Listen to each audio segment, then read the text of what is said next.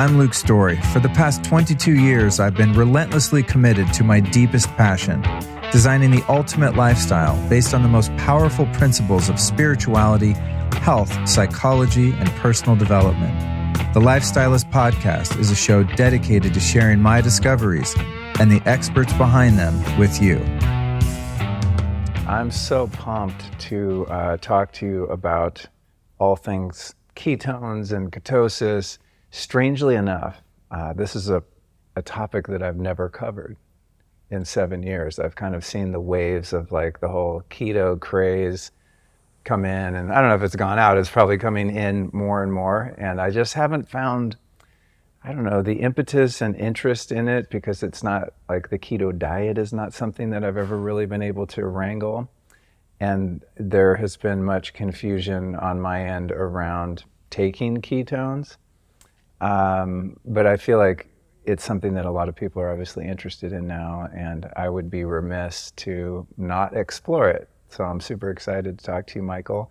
And I would say the main reason we're having this conversation is because I'm freaking obsessed with this Ketone IQ product. And for those listening, like, I don't want to be a product shill guy. It's not like my objective here, but when I find something super cool, I just selfishly want to talk to the people behind it and learn more about it.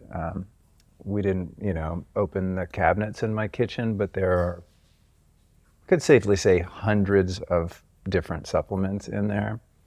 And there's probably 10 that get used on a daily basis, and you guys made the cut, which says a lot. I mean, it's to the point where I feel like nervous if I run out of it. That's how much it's impacted me. So I'm really excited to chat with you today. Well, glad it's doing good things for you, Luke, and really glad to be here to have a great conversation today. It's gonna be a fun one. Yeah, me too, man. Me too. So, so many questions I have. I guess I'd like to start out just you. You're a co-founder of HVMN. That's right. What does that HVMN stand for? It stands for Health via Modern Nutrition. When we first started the company, we were exploring what could be a breakout concept in modern nutrition. And then when the keto diet and intermittent fasting were taking off, we actually created one of the largest intermittent fasting groups online. A lot of people were, including ourselves, were jumping through all these hoops to get their ketones up.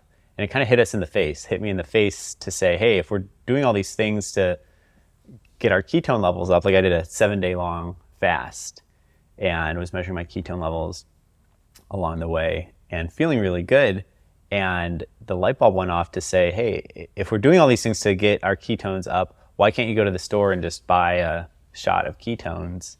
And I share those sentiments. Yeah. Like it's a not easy necessarily to get into ketosis. Although like through, a natural lower sugar diet with movement, you are going in and out of ketosis on a regular basis. But the point being that feels really nice. A lot of people are going after that state, and how can we make it easier for people to get into that state and fuel with ketones on a more regular basis? So we started the company. I started the company with my co-founder to look at interesting ideas in human performance and nutrition, and then we created the world's first ketone drink. We got a big contract with the Department of Defense Special Operations Command. They were really interested in exogenous ketones for physically, cognitively demanding missions.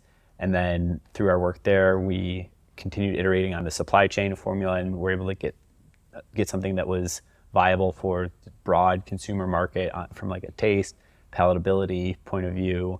And we launched that to the consumer world about 1.5 years ago. Amazing. I find that some of the coolest things that come out are just because a founder wants something that doesn't exist. You know what I mean? And I had the experience over the past few years. I've toyed with the ketosis, and we'll define what all of this means momentarily. But I'd get the ketone monitors and try to cut my carbs and just eat fat and protein, whatever. And I mean, honestly, I found it nearly impossible to get my levels up to a substantial ketone level. It's just, I'm like, there's carbs in everything, right? And I'm like, would be at the end of the day, I'm like, yeah, I bet it's going to be really high. And I would check and I wouldn't be in ketosis. And I'm like, what did I eat? And I'm like, Oh, I had cheese. I don't know. I don't even know Yeah. what it was, right? Just like everything has some carbs in it. And to try to get under that threshold of whatever it is, 20 grams, or I don't even know, you can school us on that. But I just gave up. I feel really good the fewer carbs I eat, but it's just like so impractical, even for someone like me that I'm not like, I don't eat a lot of grains and things like that. But it's just like, oh my God, this is exhausting. So I just kind of gave up. So I had you not done it, I might have done it because I love the feeling, right? Like when Bulletproof Coffee first came out, Yeah. I would have one of those in the morning with the C8 MCT and some butter, and I would find I wasn't hungry for hours and hours, and it was just like my productivity and mental clarity and energy were really high. It wasn't like the distraction of having to constantly be eating to maintain my energy was really interesting, and that's kind of what led me into the idea of being in ketosis. But oh my God, it's super freaking hard. So many people listening will know what ketones are, what a keto diet is, because they probably go to Whole Foods and see there's a whole section of keto this and keto that. But for those that are unaware, maybe just give us the helicopter view of all of this. Yeah, and let me start by saying that I'm not a keto dieter. I eat carbs. I'm a marathon runner, so I'm running a lot. I run 80 miles a week. I'm actually building toward. My God, dude. Building towards. Got the Chicago Marathon coming up. So Really? I'm a competitive. I'm not, going to the Olympics or anything, but Sure. I run like 6-minute miles for the marathon. Pretty serious amateur marathoner, and I have carbohydrates. I have a lot of ketones, protein. I'm very dialed in across my whole nutrition, but I say this all to say that I'm not a keto diet purist. And a lot of people in our community, a lot of people who have ketone IQ are not keto dieters. We have some for sure, and it does help complement a keto diet. It's completely keto diet compliant. It's just a ketone. But what's cool about it is that it's a really good source of energy that you can stack on top of pretty much any diet. And let's define some of the terms just to answer your question there. Like keto diet, short for ketogenic diet, meaning that when you eat low sugar, whenever your blood sugar is low, your body and especially your brain need an alternative fuel. Your brain can use sugar, blood glucose, or it can use ketones. And so when your blood sugar is low, your brain needs something to fuel itself with. And that's where we turn fat into ketones. Fat itself can't cross the blood-brain barrier, so that's not an option. So whenever your blood sugar is low, you need to turn fat into ketones, and those ketones provide your brain with energy. That's why humans have the ability to make and use ketones for 300,000 years. So in that sense, ketones are the oldest form of fuel. Humans are really good at making and using ketones. We have a really large brain for our body mass. We have the largest, most complex brain of any organism on the planet, and that's largely due to our ability to make and use ketones because we don't always have carbohydrate availability, especially in an ancestral context. So ketogenic diet is an extreme form of that where you just never eat significant carbohydrates, so you're always producing ketones. You're always in a carbohydrate depleted state and you're always producing ketones. There's other ways to do that. For instance, if you eat a little bit of carbs and then you go exercise and burn off the blood sugar, and a lot of times people can measure this with a continuous glucose monitor. If you eat carbs and then you exercise a lot, well then your like net carbs in your system is going to be low because you ate some and then you burned a bunch and then you'll be making ketones. So if I come back from a run and I measure my ketone level, even if I had like apple, something with carbohydrates before the run, by the end of the run, my body will have started ramping up its ketone production. Fasting, similar story there, where if in that case, you're not eating anything, your blood sugar is going to go low, and then your body will start making ketones to support your body and especially your brain's energy demands. So keto diet, exercise, fasting, these are all ways to get your blood sugar low and then induce your body to make ketones. Where I stand on it is like, I think the keto diet has its place for some people are really drawn to it. It just feels really great. They do not have a hard time with it. They just feel really good. It works for some people for like really aggressive weight loss. You got to get beach body ready in 8 weeks. Like it does work for a lot of people for aggressive weight loss. And then some people are for medical reasons as an adjunct for cancer treatment or for different psychiatric disorders. Chris Palmer talks a lot about, he's a Harvard MD psychiatrist who talks a lot about how getting people off of sugar can help regulate brain energy and help people with mental symptoms that they're having. So there's specific ways where it's a fantastically effective diet.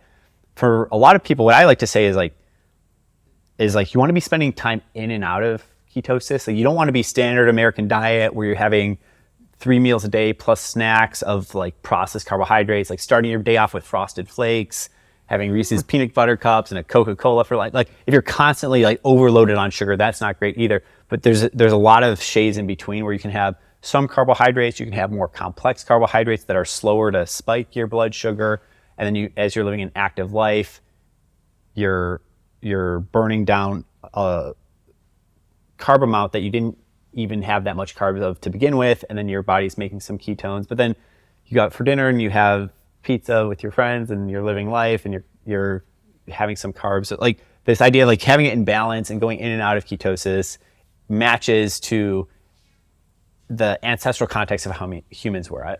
Ancestral humans didn't have, there's no peanut butter cups on the savannah, but there was, some stuff. There was grapes and berries and grains and like there was carbohydrate containing foods in it sometimes in some seasons in some areas, but it wasn't the modern context of like so much carbohydrates. So I like to think about it in terms of like going in and out of ketosis and just like from a diet perspective. And then what we made with Ketone IQ is just a pure ketone shot. So when you drink Ketone IQ shot, it's 10 grams of ketone dial, and then that immediately raises your blood ketone levels, and you have this really metabolically efficient, there's no sugar in it, so it doesn't spike your blood sugar, doesn't spike your blood insulin, really metabolically healthy. It's a fuel source that you can use as part of this overall picture of a metabolically healthy lifestyle.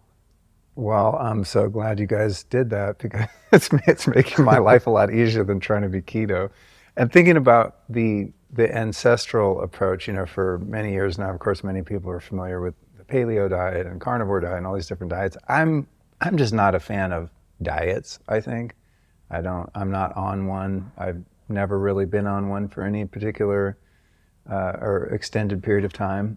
But thinking about the way hunter-gatherer people that came before us would have eaten, it seems pretty obvious, as you said, that depending on what was available in the environment geographically and also seasonally, that sometimes people would have been eating a lot of animal protein and fat, and then that would become unavailable, and then they're foraging for berries and honey and things like that. And you can see this. My favorite current show is Alone, which I didn't know there were all these past seasons because I don't watch a lot of TV, and somehow I found it maybe last year. I watched one season. I thought that was it. Found another one recently. I was like, oh, it's over. And then a friend of mine was like, dude, there's like 9 seasons. So I paid for Hulu, and now literally every night I'm watching like 2 or 3 episodes just because I like to feel inadequate. You know what I mean? I'm like, oh my God, I'm so weak and domesticated. It's kind of inspiring, from that point of view. But to the point of this, you can see you have a person who's alone, right? So their experience is going to be different than a tribe of people where there's more allocation of effort in terms of procuring calories. But you can see if you're out in nature and, we're pre-agriculture, really what people are looking for is the fat and protein. And then they kind of just eat plants and berries because they can't get the fat and protein. And this is a pretty consistent trend, right? So that tells me, okay, left to our own devices in a survival, undomesticated, unindustrialized scenario, the body seems to want to go for the slow burning fuel of fat, aka ketones, more so than the quick burning fuel of glucose from carbohydrates. It's much more energy dense, and it's also much more satiating per calorie. If you sit down and eat to your heart's content, you eat hard-boiled eggs, you can eat 10. There's a limit where you're just going to feel completely stuffed. When it comes to a bag of candy or something really heavy in sugar, especially refined sugar that hits your system right away, it's almost limitless how much you can eat of that. And it's true, it's objectively quantifiable. There's a lot of studies on this of different foods and the satiety index of different foods. So like something like steak is going to be very satisfying per gram per calorie that you eat. And you can measure, like you can subjectively ask people like how full do you feel or not. And you can also objectively measure like hunger hormones. So one thing that we've seen with ketones is that when people have ketones, so if you have the same amount of calories of ketones versus sugar, then objectively your ghrelin, which is one of your hunger hormones, it is significantly lower when you have ketones versus like the isocaloric, like same amount of sugar. So it refutes, or at least like puts a wrench in the idea of like the calories in, calories out model. Like fundamentally it's right where like you have calories coming into your system, and then there's calories that you expel through the energy that you spend in the world. But with the big asterisk next to it, that like not all calories in are the same. So like 2,000 calories of blueberries when you're trying to survive, like first of all, it's going to take you a lot of effort to go and find all those blueberries. If you're alone in, they're in like Alaska or all over the place. The one I'm watching now, they're in Mongolia, because I went back to the beginning. Yeah. First couple were Vancouver Island. They're these beautiful, but horrendous places to survive. Yeah. It's like they never put them in Bali or something, it's always like these gnarly environments with seemingly very little food and rugged terrain, and they seem to always film them kind of going into fall when winter is encroaching. Why do you think that show is so popular right now? I mean, I like it because it's a beautiful demonstration of the human spirit and the human will. I mean, the fortitude and perseverance of the people that make it into the 2-3 month zone. I mean, it's unfathomable that these people can hang. That's my perspective. Secondarily, it's also educational in the sense of just watching people build things, right? Because I'm not very handy. I'm not like a very, I don't work well with my hands, especially on tedious projects, and just seeing people like weave baskets for 6 days to make their fish trap. I'm just like, oh my God. So I like it just seeing the human ingenuity, I think, and the perseverance, and just seeing people not only overcome the physical challenges of the extreme weather and the inevitable starvation, but also it's like the mental game, right, of seeing which contestants can maintain a positive, optimistic outlook and which can't. Because you have some people that come in and they're highly skilled, right? They make a kick-ass shelter, they're catching fish, they're killing it, but then the alone time, the introspection, having to face oneself without the distractions of modern life and the comforts of your family and all of that, to see people sort of fall apart mentally is really interesting to me. And to see the ones that usually come close to winning or win has something to do with their skill set and their resourcefulness, but it seems to me it has most to do with how they self-regulate. And there's something universal inside of that for everyone, whether you're an entrepreneur or starting a family or whatever you're doing that feels really tough. There's something analogous to draw. 100%. Yeah. 100%. And I think that's the thing. It's a magnification and a dramatization of the human experience that we all share. Yeah. It's just everything is sped up and amplified. Yes. But you're running a company, I'm running a company, Brandon's running a company. I'm throwing you in every show now, Brandon, by the way. Everyone is facing their own challenges, right? And it's like, it's not the challenge itself, it's our response to it and the attitude we maintain around it. And for many years, I've really been diligent about monitoring my perspective on the world, at large, and my own personal insular relationship with myself and with my day-to-day life. So I learned a lot from that show about that. But also, it's like I said, it makes me realize how fragile I am, which is somewhat inspiring in that, man, I should really spend more time outdoors, and like I need to take a wilderness training course, and maybe one of these days I'll actually do that. I'll say this and then we'll move on, but my dad's like a forever mountain man in Colorado, like really rugged guy. And we don't really talk TV, but since I got all into the show, I asked him if he watched. He's like, "Oh, are you kidding me? Of course, I've watched every season." I said, "How would you do on that show, you know?" And he's like, "Well, when I was in my 30s and 40s, you know, I would have been a contender." But he said the thing that is missing that people might not realize is that like all of that is infinitely harder without a firearm. Like if those people had a gun, the show would last 3 years instead of 90 days or whatever. He's like, that's really the thing that makes it. So anyone that has primitive skills can kind of go out there and do the shelter and stay warm and build fires and all of that. But he said without a gun, you know, that's the defining factor. So I thought that was interesting. Interesting. Yeah. But anyway, back to the point at hand. Yeah. So what's the difference then between exogenous ketones and endogenous? If our body has the ability to make these from food, why would we ever consider just taking them in an isolated form? Yeah, well, first of all, just on the terms, an easy way to remember it is like exoskeleton, like Spider-Man has an exoskeleton. When your skeleton's outside of your body, it's an exoskeleton. So exo is outside of, the root word is outside of your body. Endo is inside of your body. So humans have an endoskeleton, spiders have a exoskeleton. Cool. Exogenous ketones from outside of your body, endogenous ketones from inside of your body.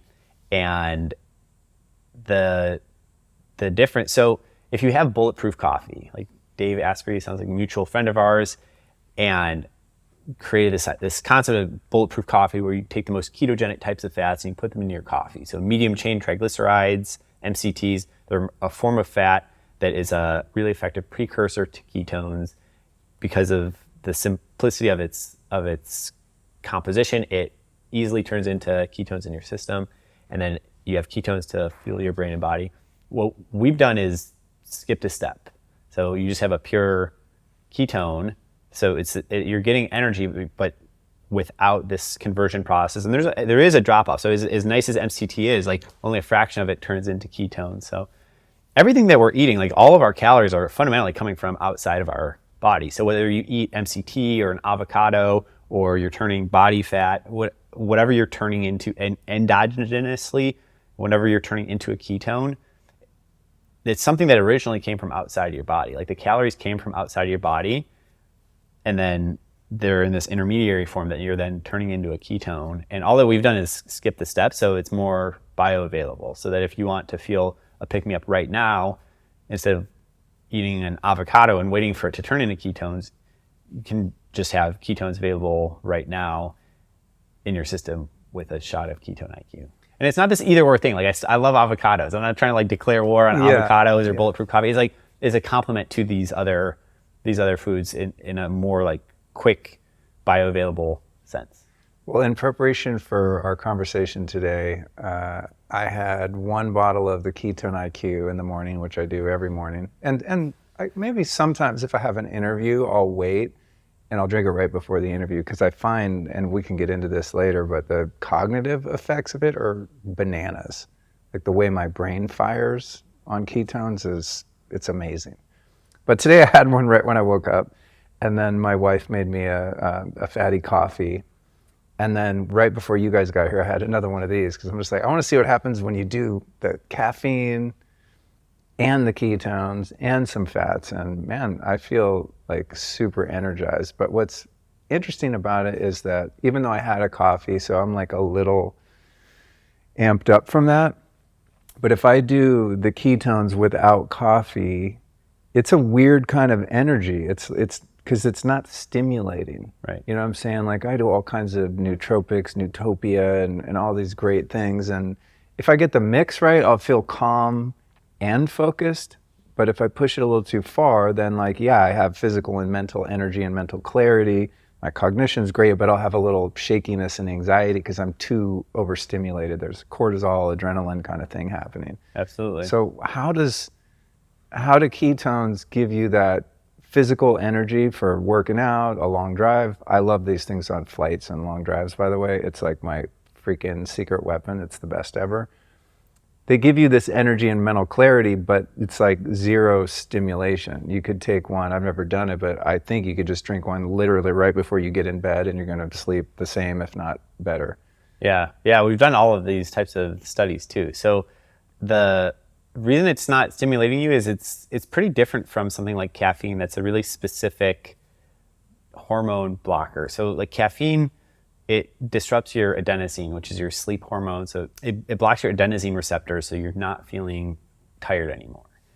And so caffeine is like this very targeted drug that targets this one really specific receptor.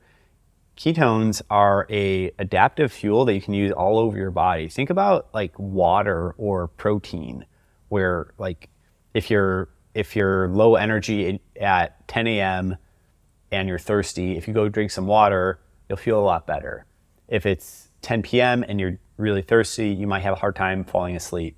If you drink a little bit of water, you'll have a much easier time going to sleep. Like, how is this magical liquid helping me be more energetic at 10 a.m. and go to sleep at 10 p.m.? Well, it's because water is like the most adaptive, primitive compound that we have. So whatever our body needs, wherever we're at in our circadian rhythm, we're using water to do what our body needs to do. Ketones, similarly, like they're very high up in the pyramid. Again, they're not something that we invented. What we've invented is the best ketone delivery mechanism, but ketones are something our body makes and uses all the time. And it's this adaptive fuel that can help us to be really active. It can also help us to rest and recover. And whatever modality that your body is in at the given time, you're using energy for that, and ketones can help provide that. So it's not like pushing you, it's not forcing you into a hyperactive modality, like a fight or flight response where like too much caffeine gets you like overactive.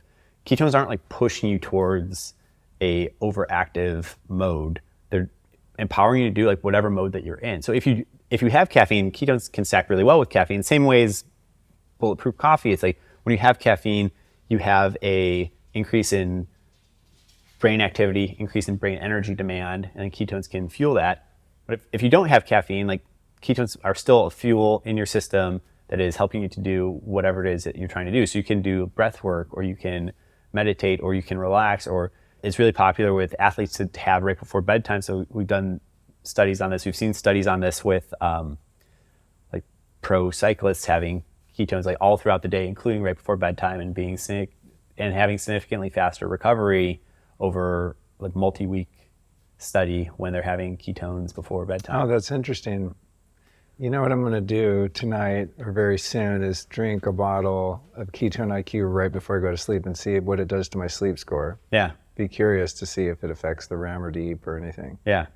Yeah, because that's the thing that's weird about it to me, is just that like you have so much energy and mental clarity, but you feel relaxed. And that's always kind of the elusive holy grail, you know? Yeah. And things that assist with performance, whether it's physical or mental performance, is oftentimes they come with a downside, right? Like you get the boost, but then you're too amped. Even, you know, using NAD or something like that, even, I mean, less so than caffeine, but still, it's like I put on these ion layer NAD patches, or my friend John over at Mitozen has NAD suppositories, and like they give you a lot of energy, but you're pretty hyped. Yeah. You know, it's a different kind of thing. So I was just curious about that.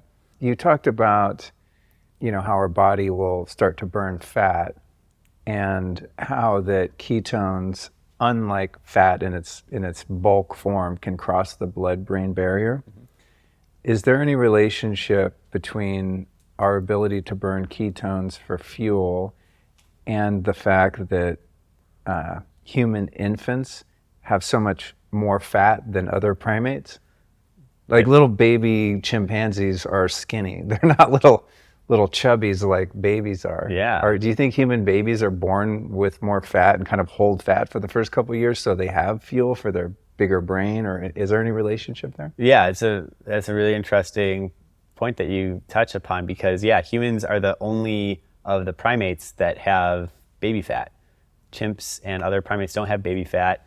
Humans have the largest brain, and it's all connected because in order to fuel the brain energy demands that we have as infants, we turn that baby fat into ketones to fuel our growing brains, because you can't always count on carbohydrate availability. If you're on the savannah and a child is growing up from ages 0, 1, 2, 3, as that brain is rapidly developing, you can almost certainly count on there being periods of low carbohydrate availability. And meanwhile, our brains are massive, and especially as infants, they're growing extremely rapidly. There's massive brain energy demand, and so the ability for us to store fat and then turn that into ketones is a key part of how humans have been able to develop this superior brain. It's really fascinating. Is there any risk in a baby or a kid drinking ketone IQ? So I've given a little. I have a little daughter. I've given her a little bit here and there. We generally keep it towards like adults, or at least people over 12, to just say like it's generally like an adult food. Like baby food has its own set of like kind of parameters and restrictions. Personally, I'm comfortable with it, but as far as what like we say on the label or what people like really should do is like, yeah, generally it's like have it. Think of it more like coffee or something where you wouldn't necessarily feed that to like a little kid. Again, I don't personally have an issue with it. I think, ketones are a fundamental form of fuel. People don't think twice about having 10 grams of sugar. Like a Coca-Cola has 37 grams of sugar, and people feed that to kids all the time. I'm not saying that's right, but I'm saying that I think as we fast forward, ketones are going to be like a very normal, regular thing that people of all ages have all the time, and it's just like a very normal form of fuel, like a superior form of fuel that's going to be part of all sorts of foods and drinks, and just a big chunk of global caloric intake will be ketones. Have you guys looked into the safety profile for pregnant women, considering that that's such a metabolically taxing event for them? It's super interesting. I know that like naturally a lot of pregnant women have elevated ketones just through the natural process of what is going on. We haven't explicitly tested ketone IQ with pregnant women, so I don't have anything to share there. But yeah, it is interesting that a lot of times, like whether someone's doing a ketogenic diet or not, just the raw energy demands, like when your body has this energy demand, you're just pulling fuel from anywhere you can get it, and it's like hard to, if you've ever met a pregnant person, like it's hard to get enough fuel, it's hard to eat enough, it's hard to like get enough, and so naturally they're just burning through a lot of their glucose and then turning a lot of fat into ketones, and so we'll have higher ketone levels just on a natural basis. And in terms of the exogenous ketones available, what's the difference between ketone esters and ketone salts? Yeah, so there's a few different categories, and what we have is the state of the art, which is called a ketone diol. So ketone salt is a ketone bounded to a salt molecule. So you'll see these a lot of places. They're very cheap, for better or for worse. Like they're widely available in a powder form. They're very affordable to make. It's relatively low ketone load, and every ketone molecule is bounded to a salt molecule. So you can't get your ketones that high, because if you want 5 grams of ketones, you got to have 5 grams of salt. So 5 grams of ketones is not a lot of ketones, but 5 grams of salt is a lot. You're going to have an upset stomach. It's going to be hard to actually get your ketones up to a interesting or effective dose using a ketone salt. For what we have is called a ketone diol. So that is a form of ketones that directly on first pass metabolism in your liver turns into blood BHB. It's actually cool because it's regulated by your liver. So as your body has increased energy demands, you'll release more ketones into your system. There's something called a ketone acid. That's actually the form that's directly in your body. So ketone diol turns into ketone acid, also known as BHB. So when you measure your blood ketones, you're measuring your blood beta hydroxybutyric acid levels. So it's like ketone acid. You can eat that straight. You can eat straight ketone acid. It's very rough on your system. It's very acidic, and it's just like direct mainline of ketones. So that's why we like the diol, which turns into ketones and has you get the same area under the curve, same total amount of ketones, like 10 grams of ketone diol turns into 10 grams of ketone acid over a nice curve where you get to like a level that is enjoyable, but you're not like you're not having a large acid load, and you're not overly spiking your ketone levels. A few different companies have tried, including us. On our V1, we actually made ester that, and all an ester is it's just like gluing two molecules together. So we made an ester that was like half diol, half acid, and it was basically 50-50. And we thought that was cool because it was like, okay, you get the benefit of with the acid, which is really quick, and you get the benefit of the diol, which is like more slowly regulated. And then as we're seeing it in the field, working with special operators, elite athletes, just everyday normal people, it had a few different challenges. And we saw, hey, actually the pure diol is more interesting and effective. And we chose to then, for our V2, we made the first ever pure ketone diol. And that's been working really well. So it gets processed by your liver rather than your digestive system? Well, yeah, it goes through your digestive system and then to your liver, where it then like turns in first pass metabolism. So it's not metabolized like a carb or protein or something that you would eat as food. Once it's in your blood, it's metabolism is still taking place. Like the carbohydrates that you eat will turn into blood glucose.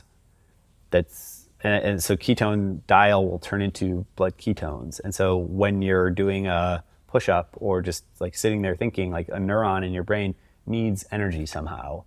And the energy currency inside your cell is ATP. So metabolism is like turning these larger building blocks into usable energy. So like turning a glucose or a fatty acid, like turning fat itself not in your brain, but in other muscles, or a ketone, or there's others as well. Like you can use lactic acid as another metabolite. You're turning all of these into ATP, which is the like fundamental energy currency inside of your cells. So like your GI system is like taking really complex things, macronutrients, which contain calories, and micronutrients that, that's everything else. It's all your vitamins and minerals.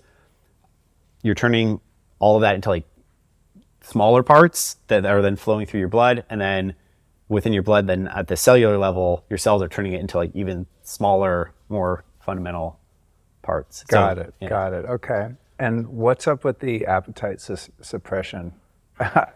I'm not a big daytime eater anyway, but I fast here and there, probably not very scientifically, but if I'm not hungry, I won't eat basically. So if I have some fats in the morning, I'll definitely not be hungry until 6, 7, 8 o'clock. I rarely eat during the day. Yeah. If I drink ketone IQ, like I feel like I could actually just wake up and not eat the entire day. It's just usually my wife would be like, you should probably eat dinner before it gets too late. And I'd be grudgingly like, oh, okay, and then I'll eat. But, I know this isn't like market ketone IQ is like the miracle weight loss thing, but like, am I the only one that will drink one of these and just care zero about eating for many hours, or is that a common occurrence? It's common. A lot of people feel appetite control effects on it, and it gets back to what we were saying earlier about why if you're on Vancouver Island trying to survive, that like fat would be more satiating. That there's certain foods that you can eat that are more satiating per calorie than other foods, and ketones are way, way up there. That in terms of how they suppress ghrelin, hunger hormone. Basically what it does is it makes your body feel like you're fasting, but that like within that fast that you've ramped up your own ketone production, so like you're good. Because if you think about it from an evolutionary perspective, if you're fasting, you want to still maintain alertness. Like you want to be able to go hunt and get more food, or if you're fasting or starving, you'd want to be able to like have the wherewithal to go hunt and get something to eat. And ketones basically get your body to emulate that state of like that readiness that you would have if you were fasting or starving. So you're not like obsessed about food. What's interesting about that's like the more normal state of how humans should be. The weird thing is exogenous sugar. When you're having 50 grams of sugar all at once in like a liquid drink all at once, and then your body's like, wow, that was awesome. Your blood sugar goes up, your blood insulin goes up, and then you start maybe using some of that sugar, but you still have the high insulin that's sending a signal to your body like, hey, let me get more of that. Because in an evolutionary ancestral context, like if you found some sugar, if you found honey, it's like your body's just like, hey, eat that. If you're surviving on Vancouver Island and you see a big pot of honey, like go eat as much of that as possible. Like you're wired to get addicted to that because it's so rare. And it's like, okay, stock that up, turn that into body fat so you have that around for the next 6 months to draw upon. And so what's more normal is to be in that kind of like lean state where you're like in and out of starvation. What's weird, but like has been installed into our modern society, but is atypical from an ancestral perspective, is the constant availability of really refined carbohydrates that are highly addicting, where you eat it and then you're hungry, and then you eat it and you're hungry, and you're on this like rapid wheel. So what Ketone IQ helps you do is like snap into this like other modality where you're not constantly like chasing the sugar high and chasing this insulin high, which you can also get through other dietary modalities, where generally when people cut back on sugar, they find that they're less hungry all of the time for all the reasons just mentioned. Like people feel less hungry, they're less on that hamster wheel of sugar addiction, and Ketone IQ is just like a way to like kind of jumpstart into that, or to help you to prime the pump there, or help you if you just want to feel that way for a few hours. It helps a lot of people to get into that mode and out of the like sugar chasing mode. If you drink 10 grams of ketones, how long do your ketone levels in your blood stay elevated? It depends how active you're going to be. So like 4 to 6 hours. And then if you're running really hard, it might be like 1 hour. It depends on your activity levels. Generally, if you're like just living normal life, it's going to be 4 to 6 hours. For like, if you're on like a hardcore bike ride, you probably are going to want to re-up more often. So that explains why, if I'm not terribly active, I mean, I usually work out a little bit, a few mornings a week, but I'm not doing a long marathon or bike ride or anything by any stretch. But that would explain why I'm not hungry for so many hours, because I still have ketones in my blood, and therefore energy is being made. Yeah. That's interesting. Huh. Yeah. So cool. I feel like it's such a good hack. And I did, I can't directly attribute it to me using the ketones daily, but I recently shed quite a few pounds, and it's not inconceivable that has something to do with the fact that I'm eating even less. I think why I ballooned up a little bit is just at night I tend to crave sugar. Yeah. And I don't have a lot of mental resistance to that craving, which is still the same, by the way. Last night ate a dinner and then I was like, where are the cookies at? They were gluten-free at least, but still, had some sugar. But that has got to have something to do with it. Are you finding that people who are using it more intentionally have an easier time with weight loss? Yeah, a lot of people have an easier time sticking to the lower sugar diets in general. It's not this like weight loss magic pill, because like Ketone IQ actually has calories in it. Like when you drink it, you're adding calories into your system. The difference is that if it's helping you to adhere to overall lifestyle where you're having less sugar, then you're going to lose weight. And if it's making you feel less hungry in general, then you're going to lose weight. So it's like very careful to say it's not like there's no like fat. Take this pill and it will burn your fat. Maybe that's like, I don't know, speed or something, like something that's like that'll do it. Yeah. Then you really won't eat. Yeah. You also take apart a lot of radios and never put them back together. Yeah. So yeah, just to contextualize it that way, like only the tweakers listening will understand that comment. Yeah. Hopefully ex-tweakers. Yeah. In terms of eating glucose and insulin resistance, and for different times I've worn a blood glucose monitor, and I'm shocked to see how much mine spikes, but seems to come down relatively fast. Say I eat half a pint of ice cream or something. Is there any positive impact on insulin resistance, or just how you respond to glucose if you have a bunch of ketones in your blood? Yeah, so in general, ketones are not mediated by insulin at all. So if you drink Ketone IQ, you're not going to spike your insulin whatsoever. You don't need insulin to metabolize it. So you're not spiking your insulin at all. the issue with insulin resistance is that when you're having sugar on a frequent basis, that every time your blood sugar is high, your body will secrete insulin in order to address that blood sugar. And over time, you develop insulin resistance. And that leads to all sorts of diseases. It directly leads to type 2 diabetes. It also seems to impair a lot of other essential functions. So it seems like it's a predicator of cardiovascular disease. There's a growing school of thought that Alzheimer's and other forms of cognitive decline are caused by insulin resistance in the brain. So the idea of having fuels available that don't promote insulin resistance is really interesting. So like the ability to feel energized throughout the day without throwing caffeine at it or throwing sugar at it, something that can like give you a meaningful energy boost without spiking your insulin is novel and really interesting. So it works really well in that sense, is like having it instead of a super sugary drink, or instead of a lot of caffeine that might disrupt your sleep. And if you're gonna have like a bunch of donuts and then have ketone IQ to like undo those donuts, That's where I was going. I would say that's tough. Like what's gonna happen is like you're gonna have just like a lot of energy in two different energy systems. Right. That's actually how our like pro athletes do it. Like when I'm getting ready to run a marathon, like I will have carbs and I will have ketones because they go through these different pathways. And our pro Ironman athletes, the Tour de France just wrapped up. A ton of Tour de France riders use ketones, so like they will all dual fuel. They'll like load up both.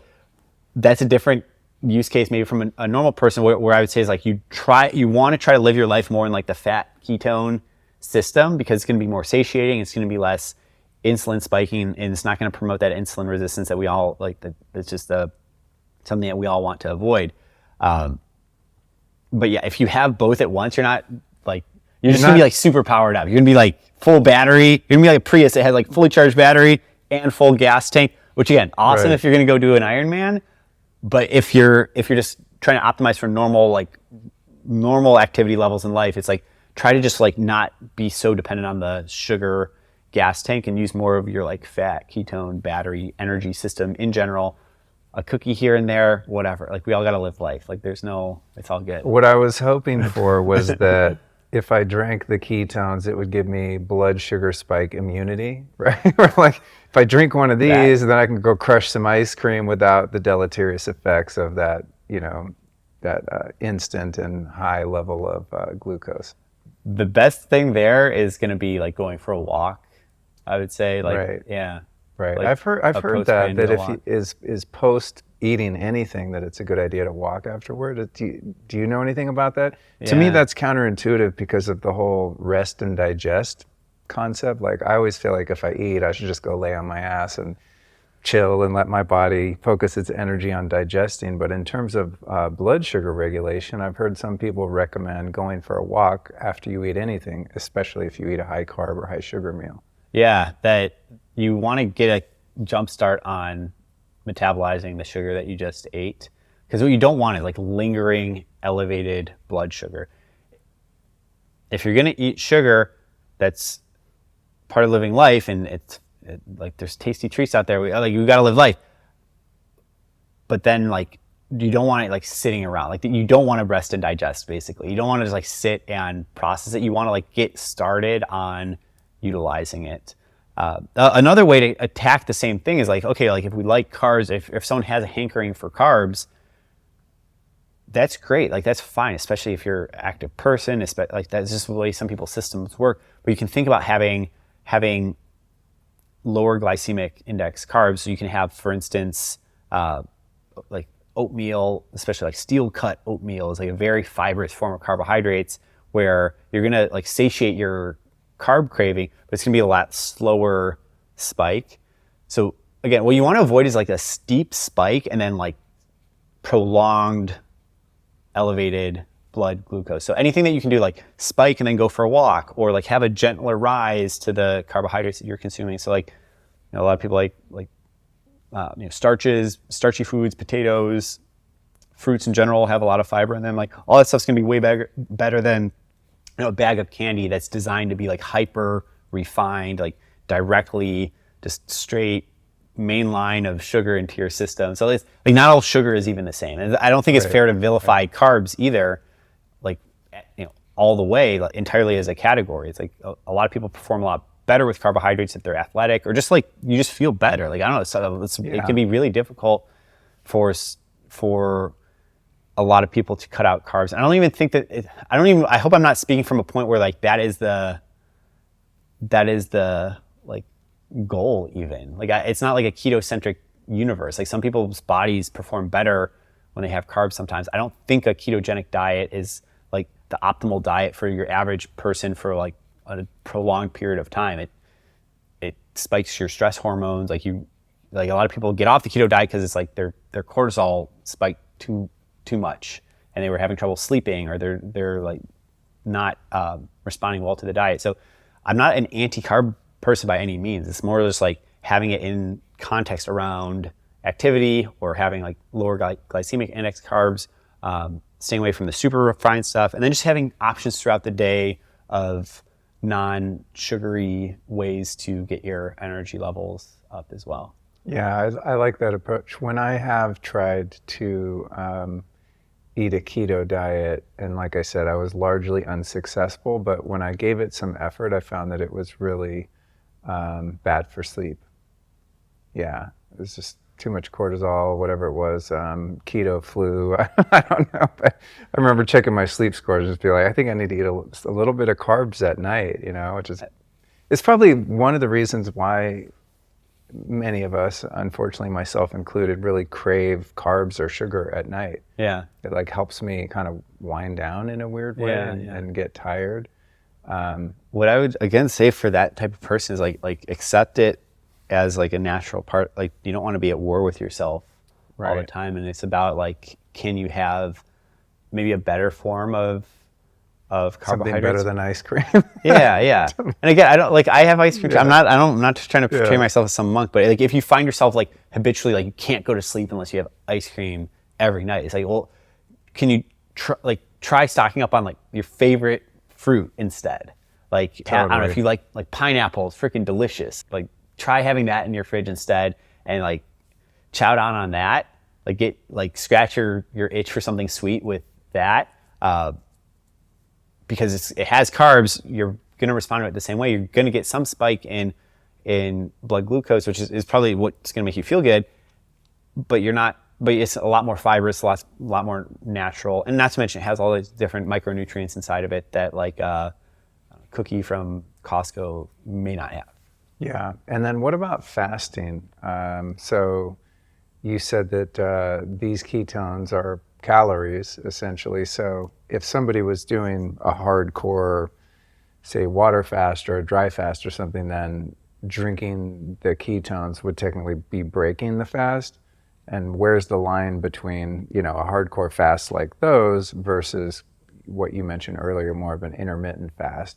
Like what's the threshold of breaking a fast when you're using ketones? Because like I said, subjectively, I feel like I'm fasted for a number of hours when I drink the ketones, but I guess I've had some calories, so I'm technically not. Yeah. I consider Ketone IQ fasting compliant in the sense that it has no sugar and it's not spiking your insulin whatsoever. And to the extent it has calories in it, it's a very low amount of calories. So people will a lot of times use it to extend their overnight fast. You wake up in the morning, you've been sleeping for however long, for 8 hours, you already have this jump start on like an 8-hour fast, and people have Ketone IQ and extend that overnight fast by another 3-4 hours and have their first like substantive meal at lunchtime. And that can be a great way to do it, a great way to just have a reduced eating window, a great way to stay focused in the morning hours, because a lot of times when you start eating and then once you start digesting, like it takes a lot of energy to do, and it can be very distracting. A lot of people like just to feel very like clear as a bell for the first several hours of the day and get a lot done. And there's different levels, I guess, to hardcoreness of fasting. It kind of depends your goals. If you want to go completely acaloric, like some people like then don't have anything. Some people say like, don't even have coffee or tea or anything besides water. It depends how hardcore you want to be. What I'd say, like, what you definitely don't want to do is if you're fasting, like have something with with sugar in it, because like the whole point of the fast is to keep your, like, regulate your blood sugar level, your blood glucose level. So if you're going to go have anything, have something that's not blood sugar spiking. And so it's all about like pragmatics. Like if you're able to extend your fast by having the 70 calories that are inside of Ketone IQ, and then you're not like, again, you're still controlling your blood glucose, all those great benefits of fasting, you're still compliant with all of those. If it works for someone, like that, then great. Like, we see it working for a lot of people. I like your moderate approach to these things. You're not a black and white thinker, which is good. Try not to be. I get feedback sometimes from people that listen to the show, and it's like I don't know, talking about EMF, right? And you can block EMF or you can harmonize EMF, and people get really hung up on like an either or. Like it's all great, right? I mean, not everything's great, but if something works, it works, and it doesn't have to be an either or thing. And I think that's true of something like, the type of diet that you follow and how keto you are, or if you're into fasting, how you do it. There's not like a right or wrong way. It's more about what works for you, depending on your lifestyle and personality and what your goals are. Right? Well, I don't think like hardcore fasting is something I would be motivated to do unless maybe I was chronically or terminally ill and I was going for a really targeted specific goal. But I also like the convenience, I think, of just not having to think about chasing food all day long. That's a huge one for a lot of people. It's such an energy and time drainer. It's like when I first got on the Bulletproof Coffee many years ago, I was like, this is incredible. I was owned a company, we had a few employees, and every day, 11 or 12, everyone's like, where are we going to get lunch? When's lunch? Who delivers it? It's like this 2 hours of everyone putting their orders in and then waiting. Oh, they forgot my salad. I'm just like, oh my God, I started seeing that, like how much energy people spend thinking about procuring the food, eating the food, disposing of the wrappers, doing the dishes. I'm just like, it is such a pain in the ass, and I never realized it. And also I just don't care that much about food. I don't know why, I'm that way. But I really like just the energy saved in having to think about what you're going to eat, taking the time to eat. That's more my approach and appeal to fasting, is just the convenience of it. And all of that energy that was spent combing over menus, oh, they're closed on Tuesdays, we got to find a new, all of that. Yeah. I'm just like, skip, drink some ketones, have some fats in the morning with my coffee or tea or whatever, and I'm done. Like I can use that energy to do anything, recreationally, professionally. It's just like a huge amount of mental energy, and decision fatigue has been skipped from just not dealing with it at all, just not eating. It's huge. That's a really poignant point that you make, as far as this weight loss is only one reason why you might want to like eat less or like reduce the amount of hours in the day that you're eating. I actually think I'm a proponent of like, don't necessarily try to eat less, but like just reduce your eating window. And that if you can control, like if you can have like flow state where you're just like mentally dialed in through your whole day, and then get in the calories, nutrition that you need within like a limited window, that's how I like to live my life. I think that constant like, what are we going to eat, the rush to lunch, and then if everyone's like, there's nothing more annoying than like going at like 12 noon to go eat lunch at the same time as everyone else. Like I love eating lunch at like 3 p.m. when no one else is eating. I was just having that's like my big meal of the day. And it's like I kind of beat the lunch crowd, beat the dinner crowd, and like, cool, it took no time. And I think that like, that's one thing you see a lot in entrepreneurs and a lot of this like highly successful people. They literally just like don't want to spend time on superfluous stuff. They don't want to spend time picking out a new outfit. They wear like very like similar or sparse set of clothes. The Steve Jobs approach. Yeah, right? Yeah. Steve Jobs approach to the wardrobe, or with food. It's like, yeah, I just don't want to be constantly like thinking about food and what the next meal is. Like I'm not trying to lose weight. I'm not trying to bulk up. I don't have a issue with the like amount of food. Just like, can I have it take up less of my day? Can I like simplify that problem in my life? And then look, like if there's something special going on, if there's like a dinner or you're cooking a nice meal or something, like, then by all means like enjoy it. But I would say like the way I live my life is like generally Monday through Friday, like as I'm working really hard, there's not like a lot of, I don't want to be putting my creativity into who's open for lunch. That's a good way to put it, your like- creativity. I think that's what I mean by the decision fatigue. It's just having to generate and use the energy to make a decision about when and where and what you're going to eat. It's just exhausting. And then also it's like when you do, like my wife cooks me dinner every night. It's amazing. Wow. We had some friends over and we experimented with getting a private chef come over and just deal with all that. It was amazing. The food was delicious. We didn't do any dishes. The whole, you being waited on. It was beautiful. The food was great. Like there are moments when I really enjoy food, especially if someone else is making it, because I hate cooking and doing dishes like more than your average person. So I feel like saving all of that energy helps me to appreciate the special meals. Yeah. Right? Even if it's not an extravagant meal, like having a chef or something, which was a first and maybe only time I ever do that because it was exceedingly expensive. But it's like I want to make my meals count and actually be present for them and not have it feel like it's some task that I just have to do so I can have the energy to keep going. Yes. I want to like go, okay, I'm sitting here, I'm going to put work and my phone aside, use my presence with the people with whom I'm eating and make it an enjoyable experience rather than just like another thing I have to check off the list. Yeah. I think people vastly overestimate how many decisions that they can make in a day. Like you actually can't make very many, like especially high quality ones with like deep thought. It's maybe like 10 good decisions you can make in a day, like truly good ones. Maybe like it depends what we mean by good or how big these decisions are. Maybe like, it's one decision a month. I don't know. But like, let's call it 10. It's like you can only seriously think about maybe one thing an hour seriously throughout the day.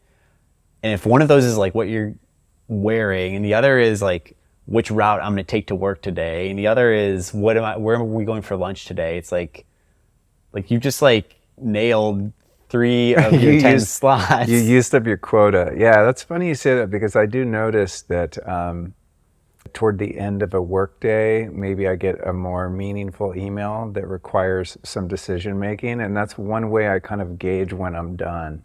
If I look at that email, I'm just overwhelmed by it. Then the next morning, you jump in, you do it in 15 100%. minutes. It's like, oh, okay. Yeah, 100%. That's kind of how I can tell, like, I think you're toast, Luke. Like, if this is this hard, like I'm creating a new website right now, so there's all kinds of decisions, and I got to make Loom videos and take notes. It's very detail-oriented, and it's important to me. And yeah, first thing in the morning, boom, boom, boom, could bang it out. Toward the end of the day, I've made so many micro decisions that I just can't think straight.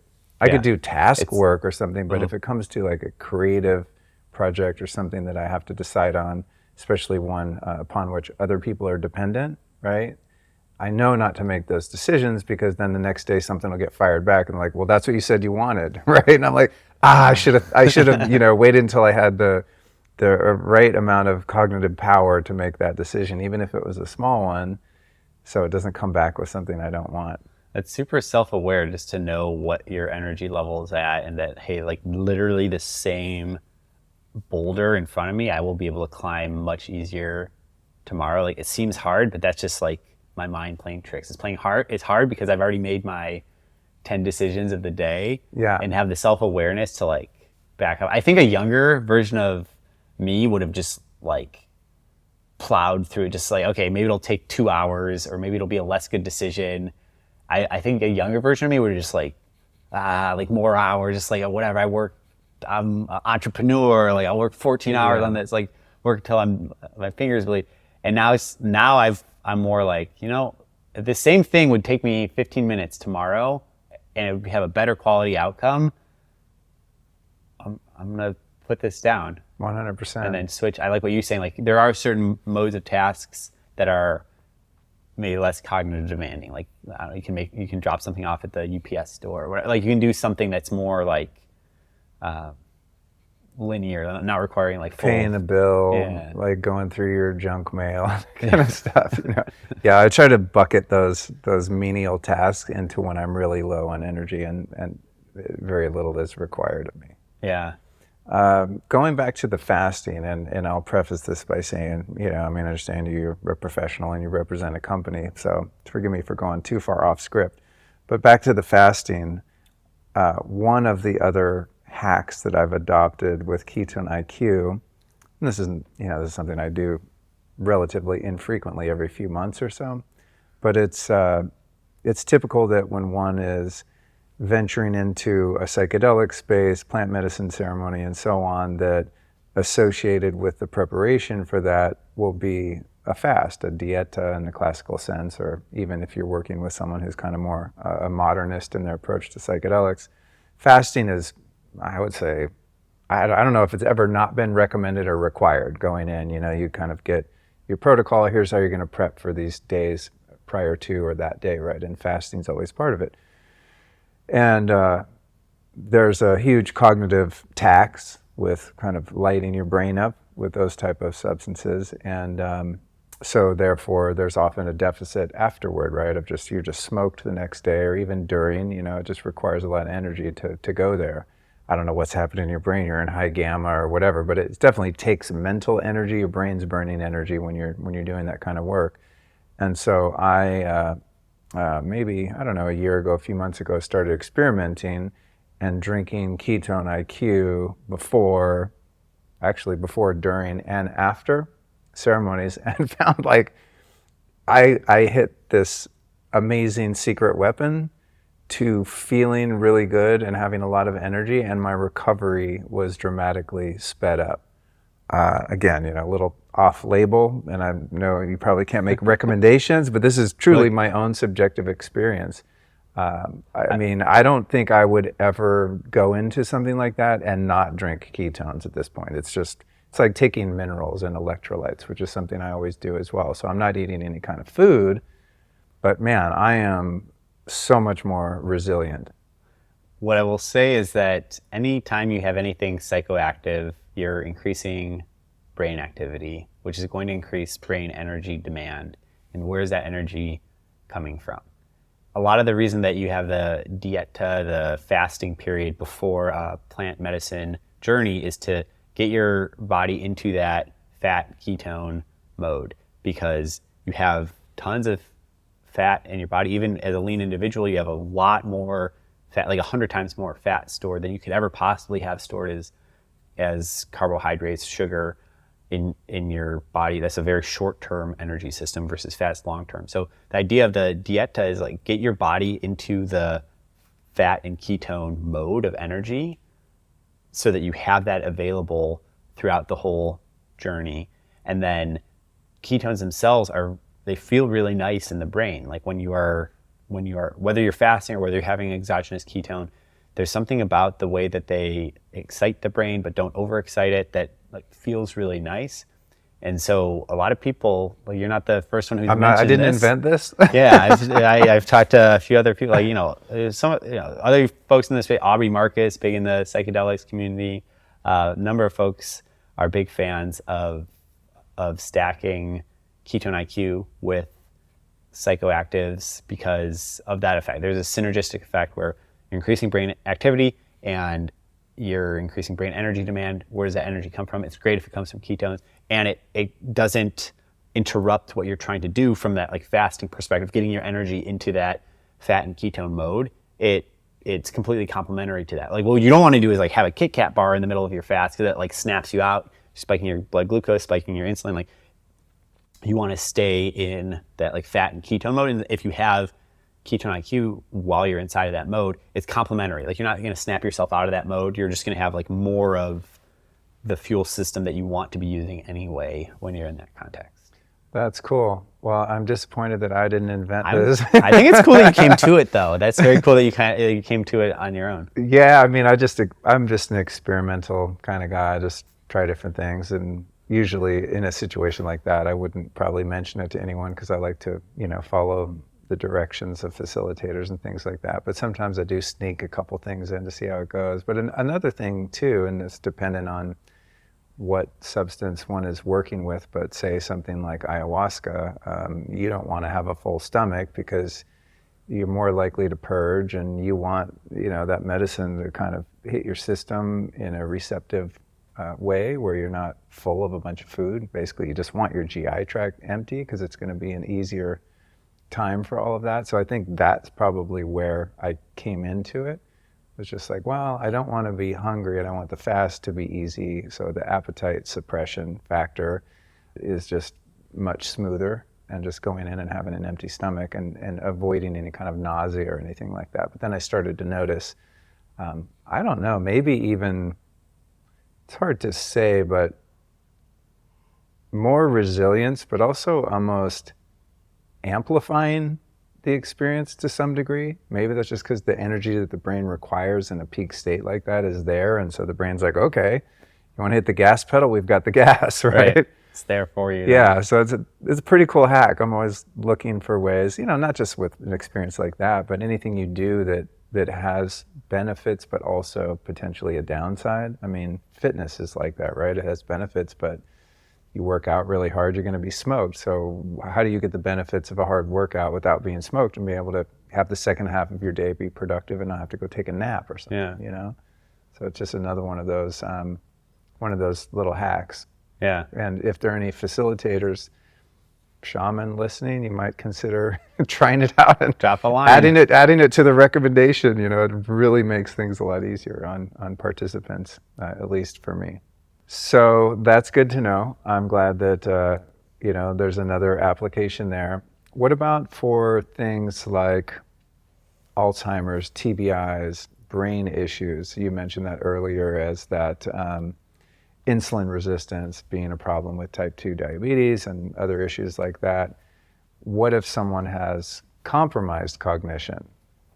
Yeah, this is a super interesting area for ketones. Ketones in the brain, where a lot of cognitive disorders have to do with your brain's inability to do glucose metabolism. And ketones go through a separate pathway. Again, they're not mediated by insulin, and they're able to provide energy to your neurons through this alternative method. And so there's a lot of different ways that your brain can have hypometabolism of glucose, basically reduction of brain energy. So that can happen if you have a concussion or TBI. There's damage done at the moment of impact, and then there's continued swelling after that for days, which can cause further damage to your brain. And the ability for ketones to do two things. One is provide energy via that different pathway, and the second is that ketones also seem to have a signaling effect where they reduce inflammation. So if you've had a concussion, then the ability for ketones to provide energy through another pathway and then to also reduce inflammation are two different benefits that you could get from a ketone in that context. So it's an area that we're doing a lot of work in. So there's been a lot of work around like ketogenic diet. There's been a lot of work in animal models. We're doing work with folks who have chronic TBI. So we're working with a few different hospitals. We're working with the Navy Health Research Center on that participant group. A lot of folks in the armed forces, due to explosions or jumping out of airplanes, that population group tends to index higher in concussions, TBIs than the normal average person, and seeing how ketones can rescue brain energy in that state. That's concussions, TBI. You also have the Alzheimer's case. That's a big area, affects millions of Americans, millions of people all over the world.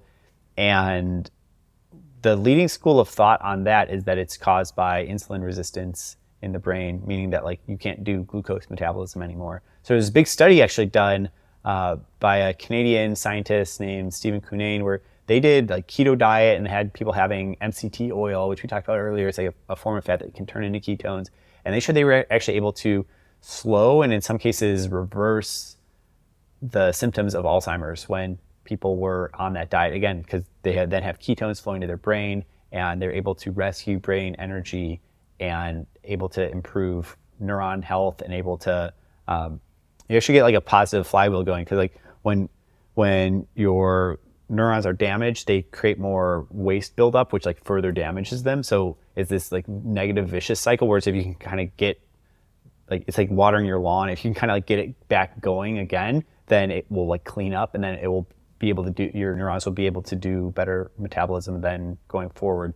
So it all stems back to the fact that the human brain fundamentally likes ketones a lot. It's fundamental part of what makes humans humans is the ability to make and use ketones. We have large energy demand in our brains. Ketones are this magic molecule that help our brains.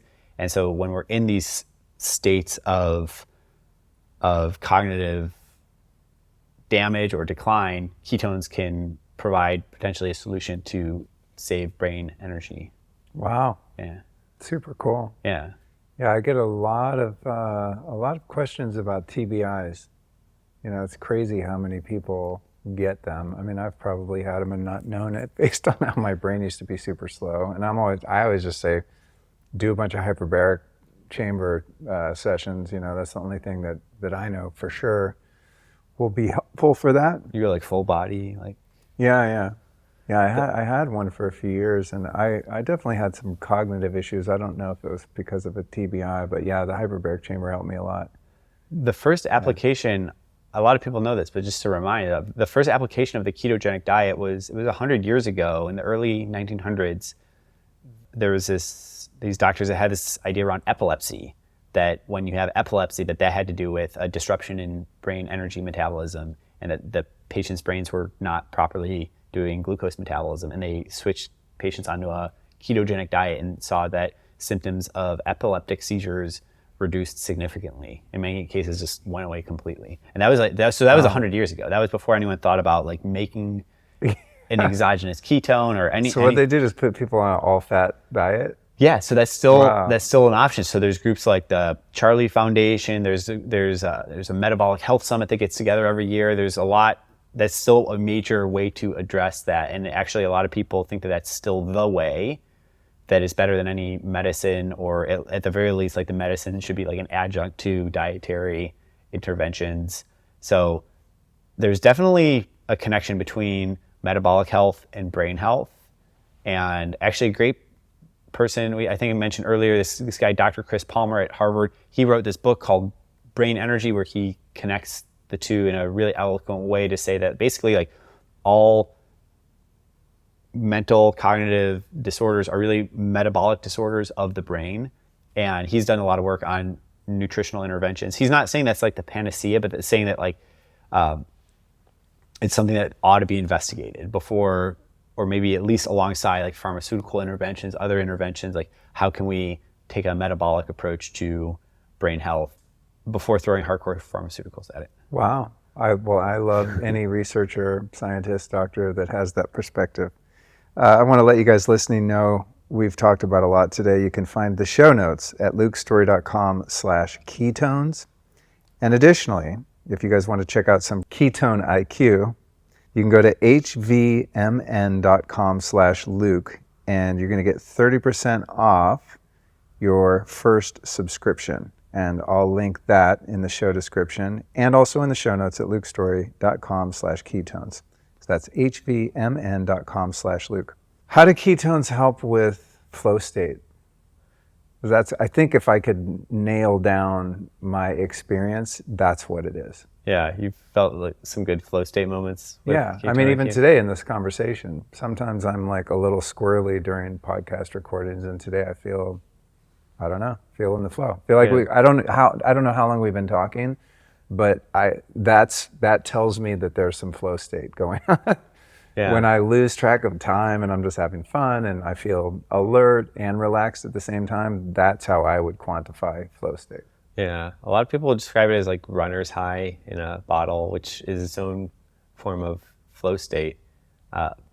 Basically what's going on is that your brain is getting energy that it needs, but it's not going past that band of being overactivated, which sugar, caffeine, like the standard energy sources that are ubiquitous in our diets, those tend to help up to a point, and then past that point they make us overactivated. So flow state is this very special band. Like there's an upper limit to how activated you want to be, where flow state is like you're sitting between, like you're not tired and like, you know, distracted, but you're not like hyper and ADD and jumping all around. You're like the right level of active. So that's the hard thing about, I mean, that's a fundamentally hard problem to solve with like the human brain, is like being active but not too active.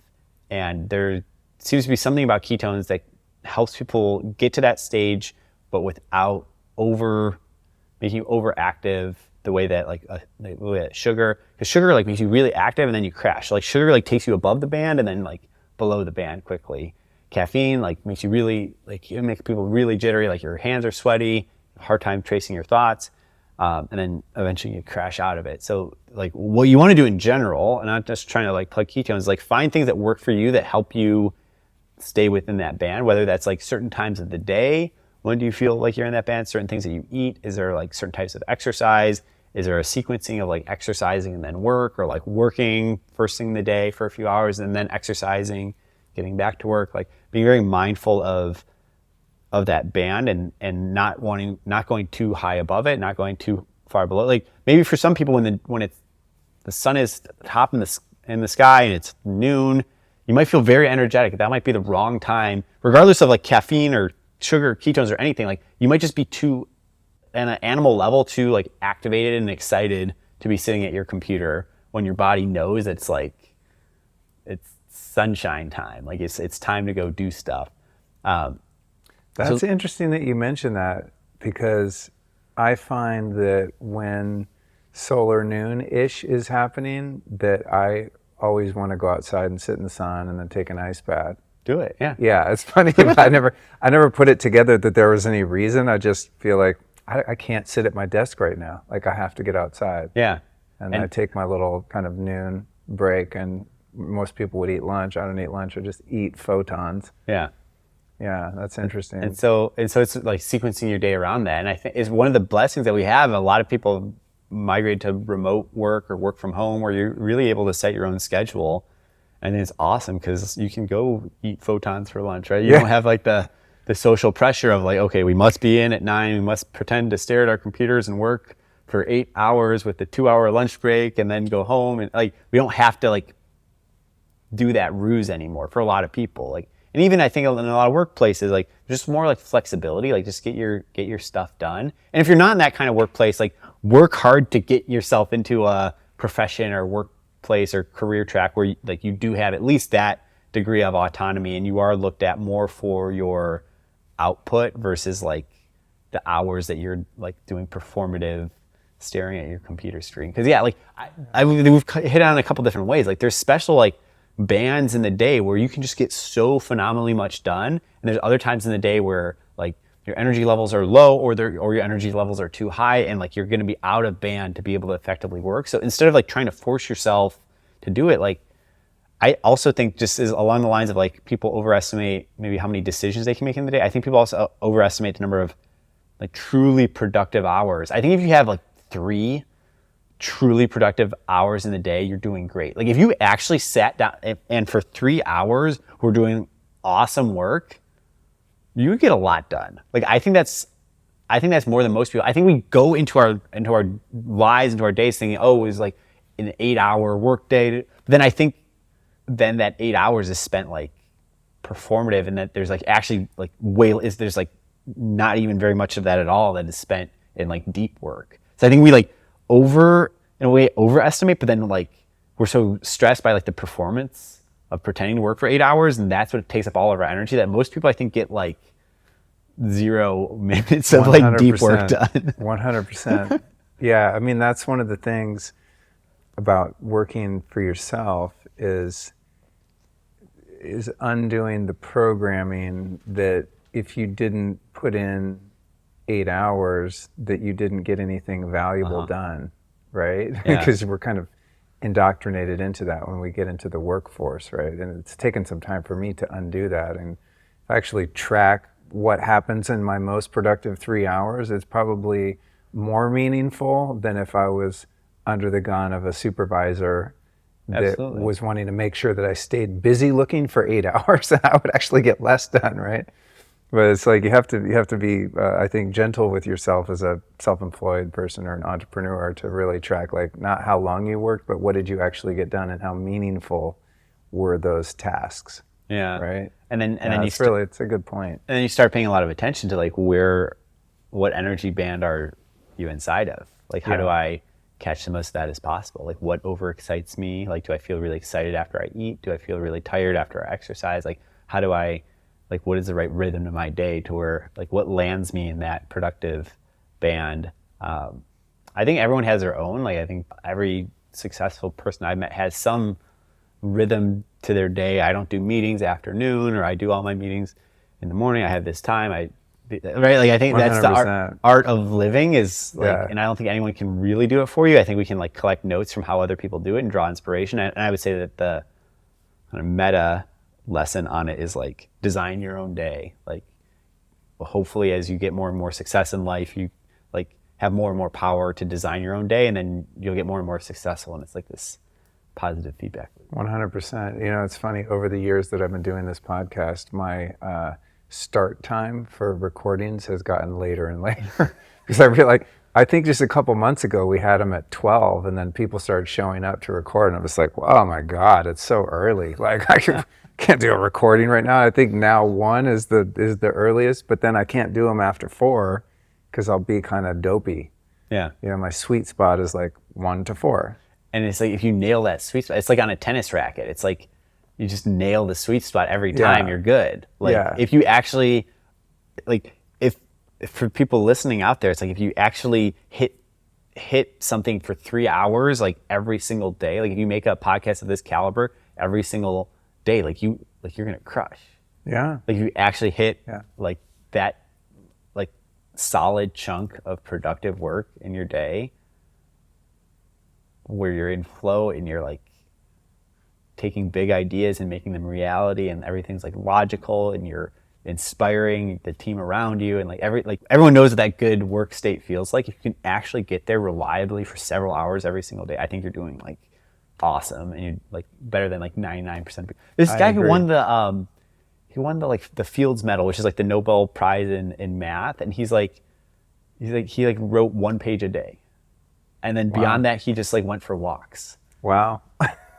My kind of guy. My kind of guy. I love that. Well, it's important too to celebrate one's uniqueness, right, and not compare yourself to other people. I know you know Ben Greenfield, and you know I hear Ben say, "Oh, I get up at 4 in the morning, do my hour workout, and then I'm at my desk at 5." You know, and I'm like, "Oh God, I suck. I'm not at my desk till 11." You know, it's just like no, but then. You know, he, I'm sure, has his flow state sweet spot of whatever his hours are. They just might happen to be a few hours earlier in the day, and maybe at 3 o'clock when I'm in my total peak productivity, he's taking a nap or something, right? I think that's celebrating our uniqueness and getting that self-understanding and self-knowledge goes a long way toward our productivity and creativity, and avoiding the trap of comparing ourselves to other people, because everyone has a different kind of output level and an output window. Yeah, and which I think Ben does. Like when I stay with him in Spokane, yeah, you're right. At 5 a.m. he's there. He's butt naked. He's got the infrared lights. He's doing work, sending emails. Like, I don't get it. He's reading 3 different science studies. Like he's real deal.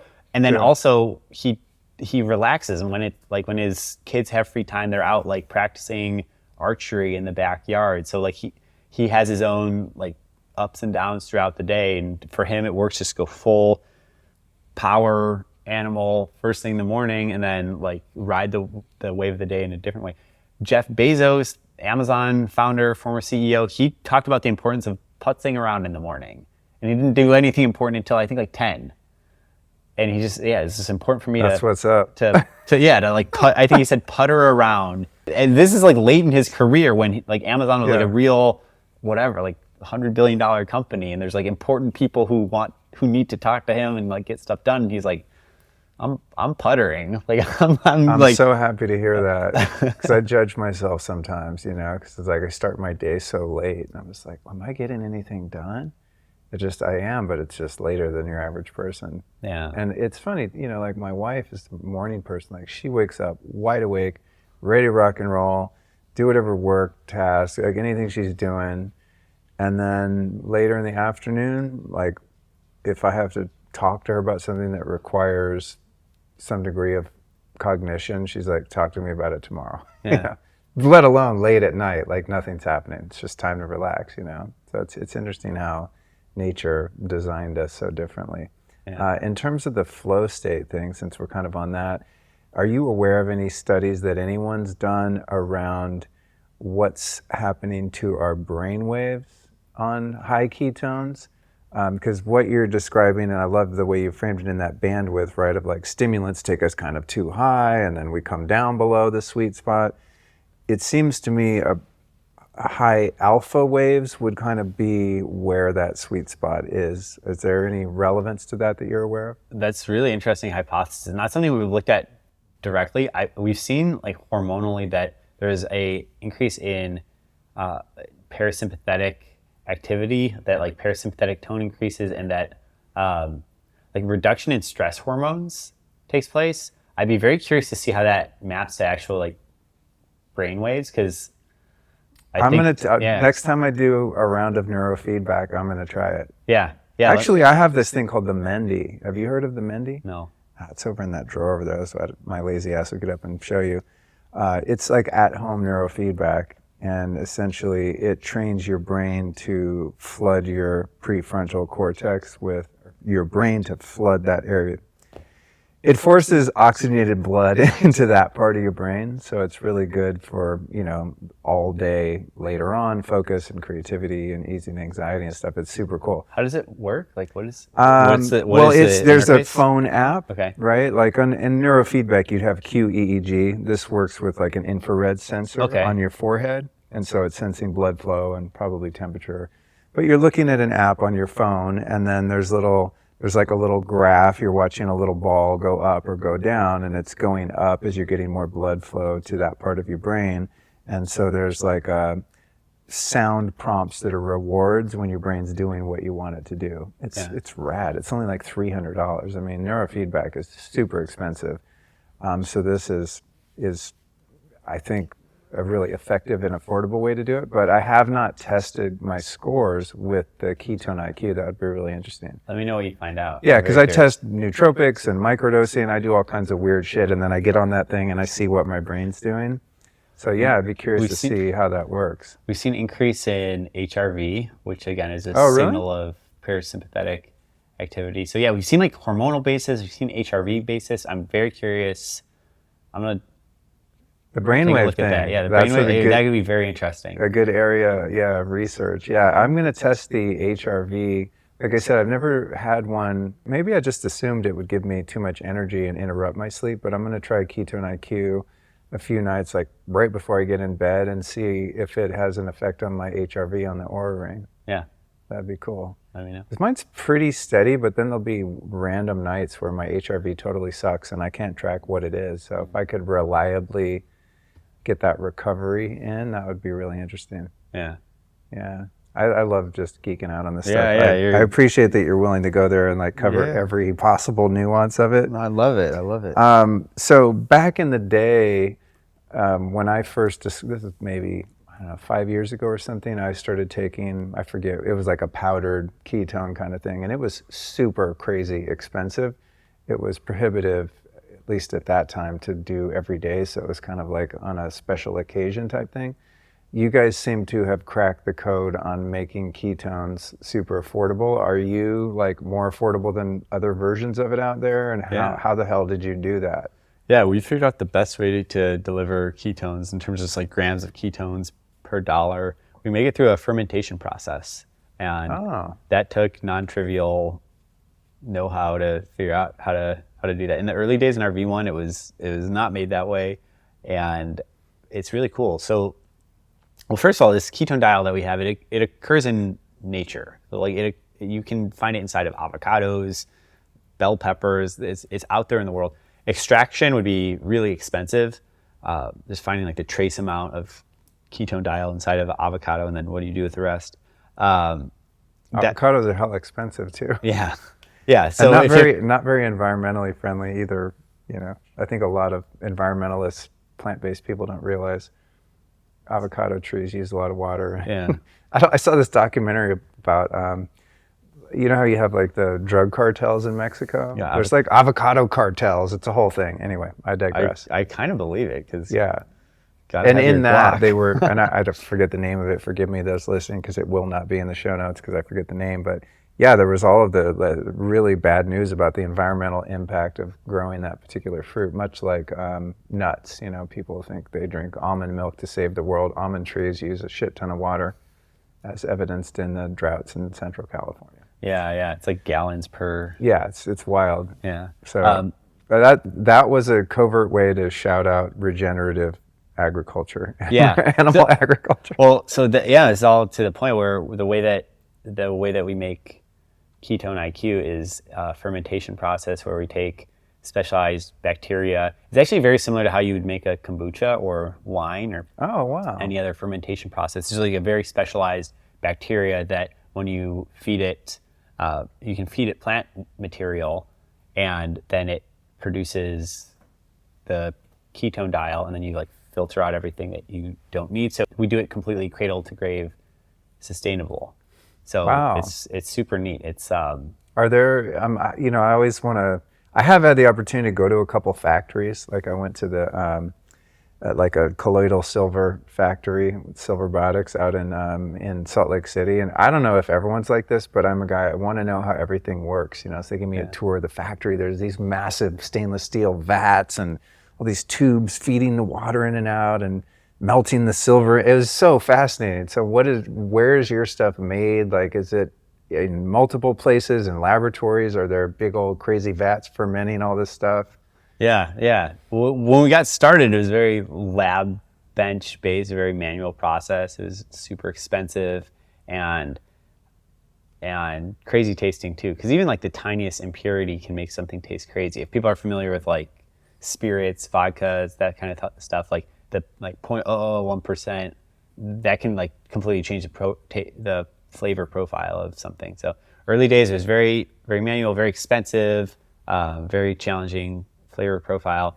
And now, like we basically the state of the art of this biofermentation process has gotten to a point where we're able to do it at scale. So there's like giant vats. There's multiple facilities that do it, and we're able to make at a large scale really refined, like pure low impurity. And is that scalability how you've managed to get it so affordable? Because one of these little bottles is what, like $4 or $5 or something? Yeah, it's $4.95 at like Sprouts. We're nationwide in Sprouts. We're in Equinox. We're always opening more doors. On our website, it's cheaper because it's a large. If you buy a larger amount, we have some. And you bundles. have the larger bottles too, right? With like a little shot glass that you use. I've had a few of those too.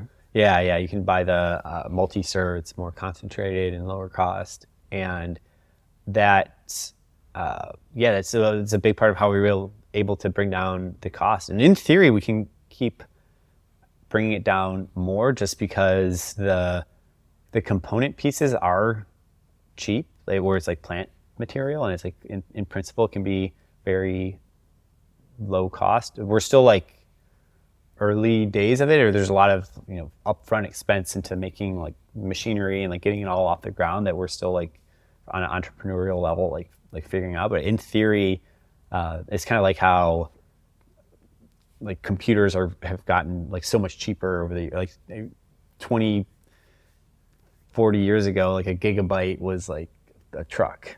And it cost $1 million. Dude, that's so true. Now it's like a gigabyte. I don't know. You have like a terabyte inside of your phone. That's so true. Whenever I have to order new backup hard drives, I'm always like, I should wait. I don't want to spend the money, and then it'll be every couple of years I need to re-up my storage, and I'm like, this thing's $60 now. Yeah. For like 10 terabytes or whatever. I'm like, what? Is this like a bunk brand or something? I'm like, oh no, they just went down. I remember, back. You know what I'm saying? When you had to buy, like, it would be like 1 terabyte. I don't know, it's $300 or whatever it was. And now it's just like you can just order them on Amazon all day long. They're almost like disposable. It's interesting how that works on like a economics perspective, because like usually like the rule of like supply and demand is that when you have high demand, the price of things goes up, right? If everyone demands avocados, the price of avocados will go up. But in this case, with a lot of technologies, when the demand goes up, then like it's motivating for more suppliers to innovate more quickly against that demand. So actually the price goes down. It kind of like breaks the fundamental supply and demand law. I don't know if that's obvious to people or not. No, the supply and demand law that you learn in Economics 101, it's like, it's true about like normal commodities, but in technology, when there's higher demand, you'll actually motivate more parties to make more innovations that will ultimately drive down the cost. Yeah, 100%. It's funny, I was talking to the guys from Mendy about that the other day, and when they developed their technology, I mean, they could have had 10x margins and charged way more for it, but they approached it with accessibility and just fairness in mind, knowing, so they sell the thing for $300, they could have sold it for $1,200 or whatever easily, and people would have bought it because it works and there's so much data behind it.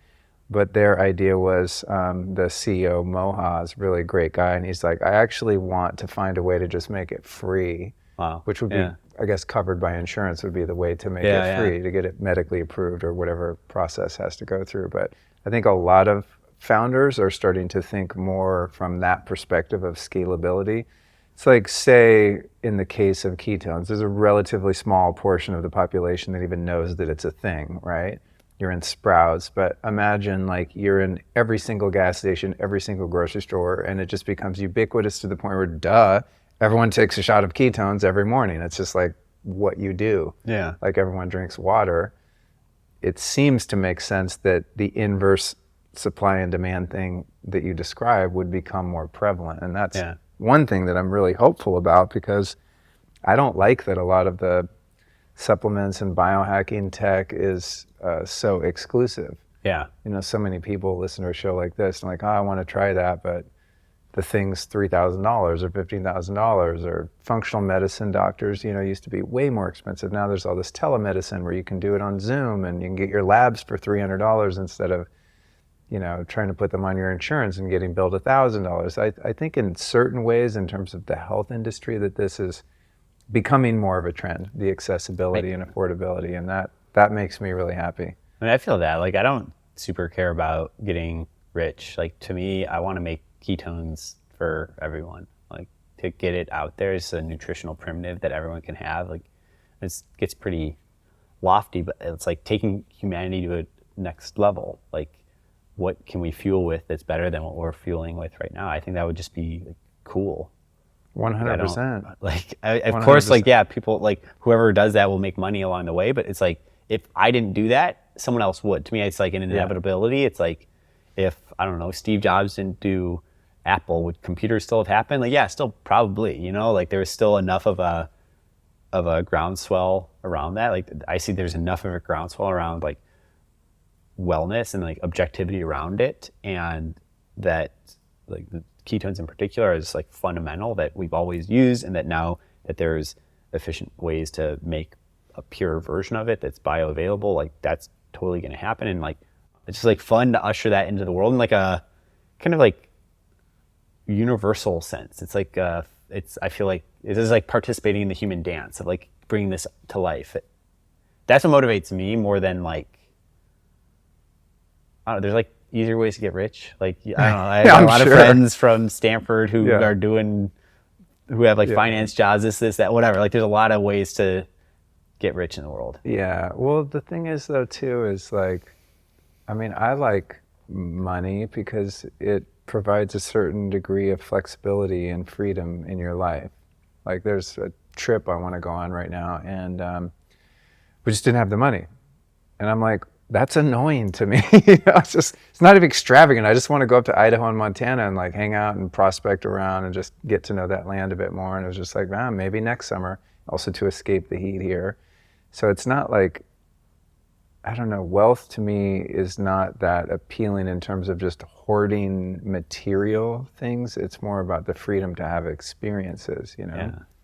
But I find that the less I focus on making money to make money, and the more I focus on just putting out good energy and goodwill out into the world, that the money just follows. It's a weird paradox I've learned just as an entrepreneur and a self-employed person for so long. It's so interesting. What do you call that? Just like the thing that you want to reach out and grab, you can't. But if you do these other things, that thing, it reminds me of like dating. So when I was single, it's like, if you come on too heavy and like you're like trying to get with this girl, it never works. But if you just go out to like have fun with the boys and have a good time, like magic happens. Like, if you're just like a good person who's like fun, loving, and like warm, then like you attract everything that you wanted to you. But like you can't go out and like grab the fish. You can't go out and like grab money.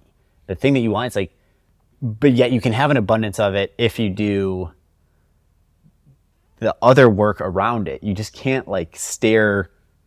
You can't stare directly at the sun. You can have sunshine, but you can't, like, don't stare directly at it. I like that. That's a good way to put it. Yeah, there must be something in just kind of the law of reciprocity, right? And the laws of goodwill, of just like everyone, I think most people, maybe not, a monk who's renounced his material life or something, but your average person obviously like finds life to be more comfortable when you have money, but it's so true that sometimes it's elusive when that's our primary motivator. And I think that, I've observed it in my life that many people who have been primarily motivated by wealth at the exclusion of service, just for the sake of service, achieve those goals and find an emptiness and a lack despite the fact that they're abundant in resources, right? It's like your heart and your spirit is now left empty. And many people hit a real wall with that later in life, right? Yeah. Because they get all the things, they're like, okay, cool,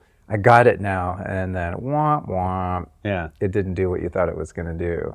Yeah. You know, it's interesting. It's also very soul-sucking, in my experience, to do something solely for money. I had an opportunity recently with a business that I had for many years, and sat on that business for a couple of years and just recently exited. And it was sitting there, and I knew that I could have fired it up and made tons of money with relatively little work. I literally couldn't do it. Like, come on, Luke, just relaunch the website, get it up and going, and you'll make money, you can pay off your bills and this and that. And I'm just like, I just could not be motivated to send one email to even start the fire. There was no spark, and it was a really great lesson in what we're covering now, which is totally off topic, but interesting maybe for entrepreneurs and people listening. It was a really great lesson in identifying my values, what's really important to me, because I think money's fairly important to me. But here I was with this opportunity to make a bunch of money doing something that I really I don't care about, and I'm not motivated to do.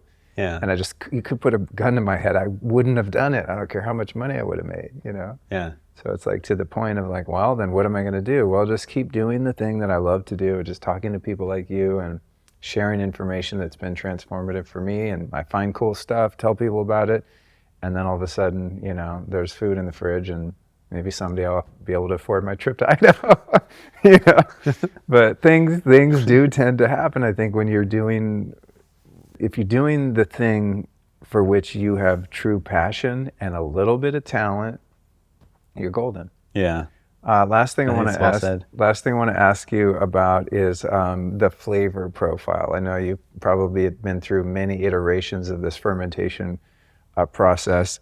Now, I happen to be someone that can eat or drink just about anything if I know that I'm going to get the benefit that I'm looking for. So I drink Ketone IQ, whatever. It's pretty hard to get down, even for me, but I don't care at all because of the benefits which we've discussed today. Do you find that the flavor is a barrier to entry for anyone? My technique, by the way, is I have a chaser nearby of something tasty, and I just shoot down the shot, and then I drink something else, and I don't really notice it. But I noticed it this morning because I was like, I'm going to try 2 today and see what happens. So I drink one and didn't have anything to drink, and I was like, oh shit, there's no way I could get my wife to drink one of these, for example. I don't think, because she's more sensitive to flavor. Yeah.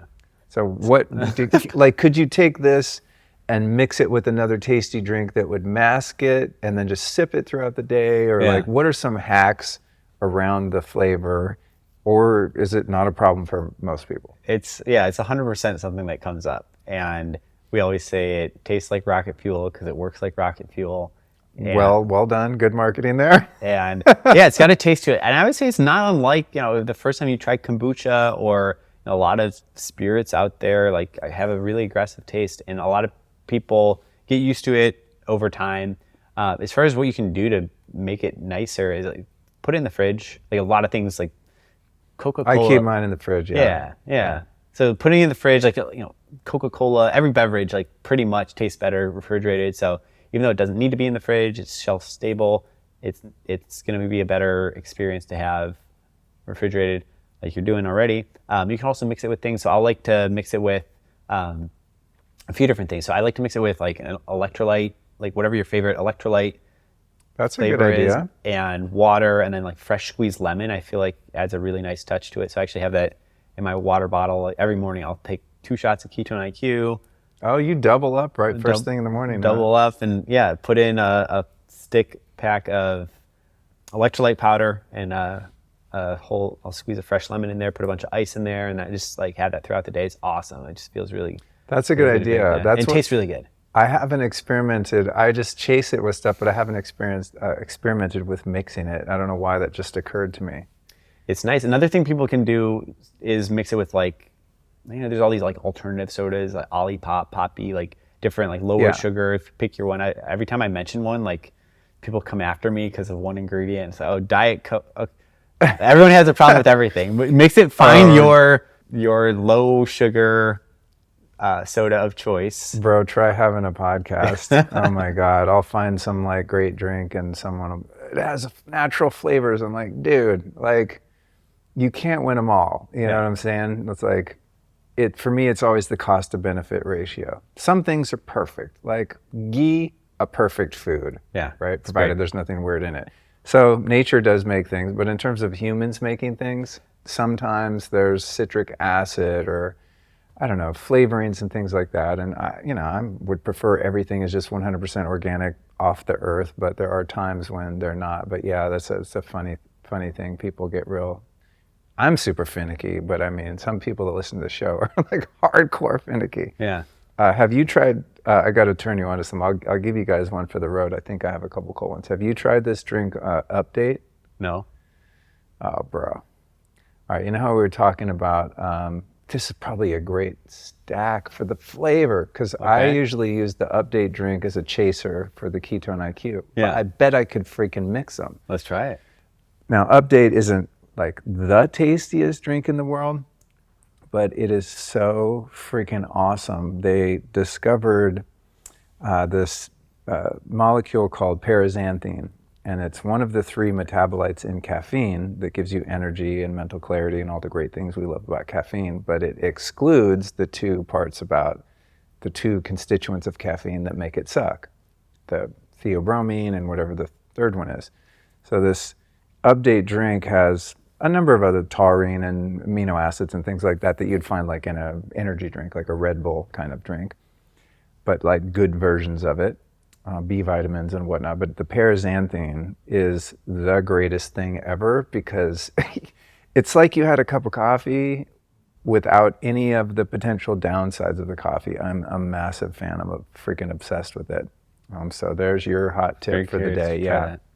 Yeah, this guy Sean Wells is the formulator behind it, and I had them on the show recently, and I don't get that excited. I mean, it's a drink, like how excited are you gonna get? But this shit has changed my life. It's amazing. Cool. So I'm gonna try mixing yours in there, because it's fizzy and kind of naturally sweet and stuff. That might be a good combo. Yeah. Well, hot damn, dude. I think oh no, I want to ask you one more thing. Let's go. I just doing my research, I learned this about you. You went on Shark Tank. That's right. And didn't get the thing. What happened with that? I've never seen the episode, but we found it online. I was curious what that was like to go on and like pitch your idea and have them be like, meh, we're passing. This is a million years ago. This is great. No, 0 regrets. If anyone gets a chance to go on Shark Tank, like 100% do it. And this is from someone. Were you the presenter? Yeah. Oh, okay. My co-founder and I went on and look who's laughing now. No, for real. I mean, it's all good. It's all they love. missed the opportunity. They missed the opportunity. We fundraised at a significantly higher valuation from legit investors since then. It's all good. Like, it's awesome because, well, first of all, like if you go on, you might do a deal. That's great. And then even if you don't, it's just a phenomenal experience. Like the ad, it's like a primetime ad for your product and for like you as a entrepreneur, personal brand. Like you just get it out there, and like people don't necessarily like, if you don't get a deal but you like show up well with good composure, people still like you.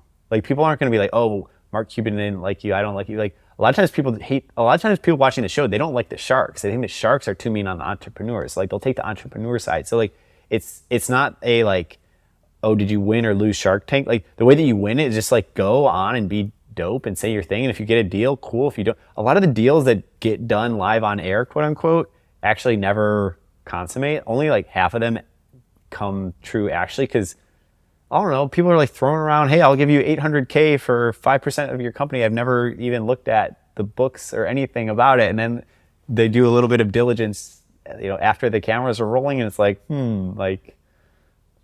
don't know. Like, so a lot of deals don't even actually go through.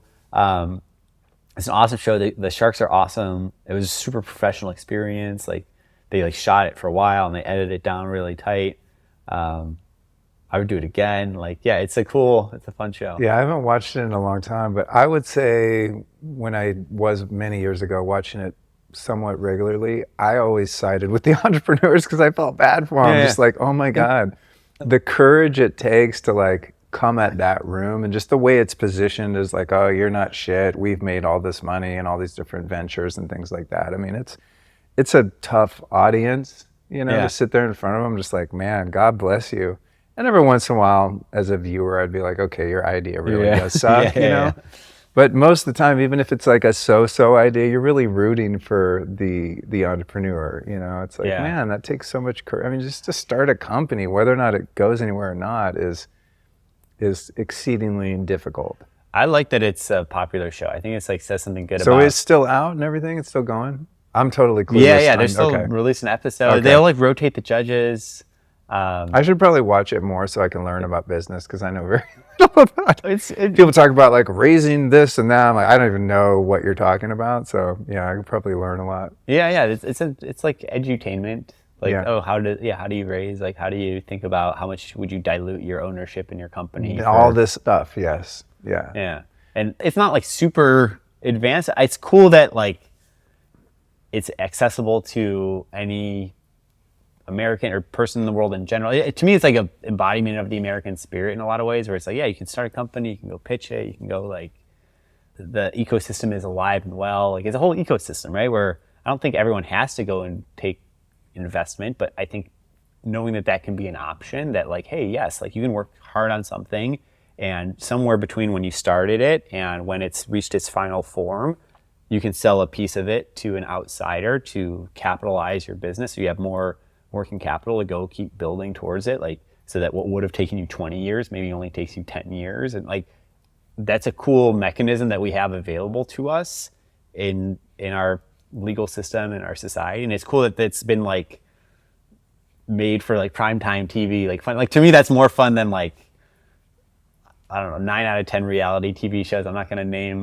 names. It's like whatever, random like dating show. It's like, sure, okay, cool. Like I hope they bang. I don't care. Like whatever. It's like, to me it's like more Shark Tank. It's at least like reaching towards something more aspirational. There's drama in that it's suspenseful, right? And you're rooting for someone and not the other one and stuff, but it's also educational. Yeah, it's check cool. It out. I think so. You'd love it, dude. I didn't even know. I got to look at your episode. That would be so funny to look back and have them be like, and see that you guys, persevered and kept going and are doing great. Yeah, it was like a different, like prior brand and all that. So it was not Ketone IQ even then. Oh, okay. So it was like prior. What was the product that you guys are pitching? Yeah, so we had a nootropics company, and specifically had a product that's called Go Cubes, and it was a chewable coffee. And people really liked it. What happened was, it did really well. It was a chewable coffee cube that had like half a cup of coffee. It was gummy. It came in a 4-pack. We got pretty good distribution on it. And then as I was taking off, I was like doing like, I don't know, multi-million-dollar a year business. That was when my co-founder and I saw this opportunity around ketones, making like a pure ketone. And it was one of the hardest decisions I made as an entrepreneur, because we had this business that was doing like pretty good, and we had to let it go in order to go for something that felt like really, really freaking good. And oh wow. And arguably, like, I don't know, you can always like, in hindsight is 2020, like could we have like sold it, or could we have like kept them both in parallel, or could one co-founder have done one and the other did another. Like we just decided like, okay, like this is cool, but at the end of the day, it's like we could probably make money here. It's kind of similar to your story. Like we could make money here, but it's not going to feel as like inspiring. It wasn't so bad, like put a gun to my head. Like I actually liked that product, but it felt like, okay, this is going to be like, you know, a fun way to make money, but not going to change the world because like caffeinated gummy cues, that's cool.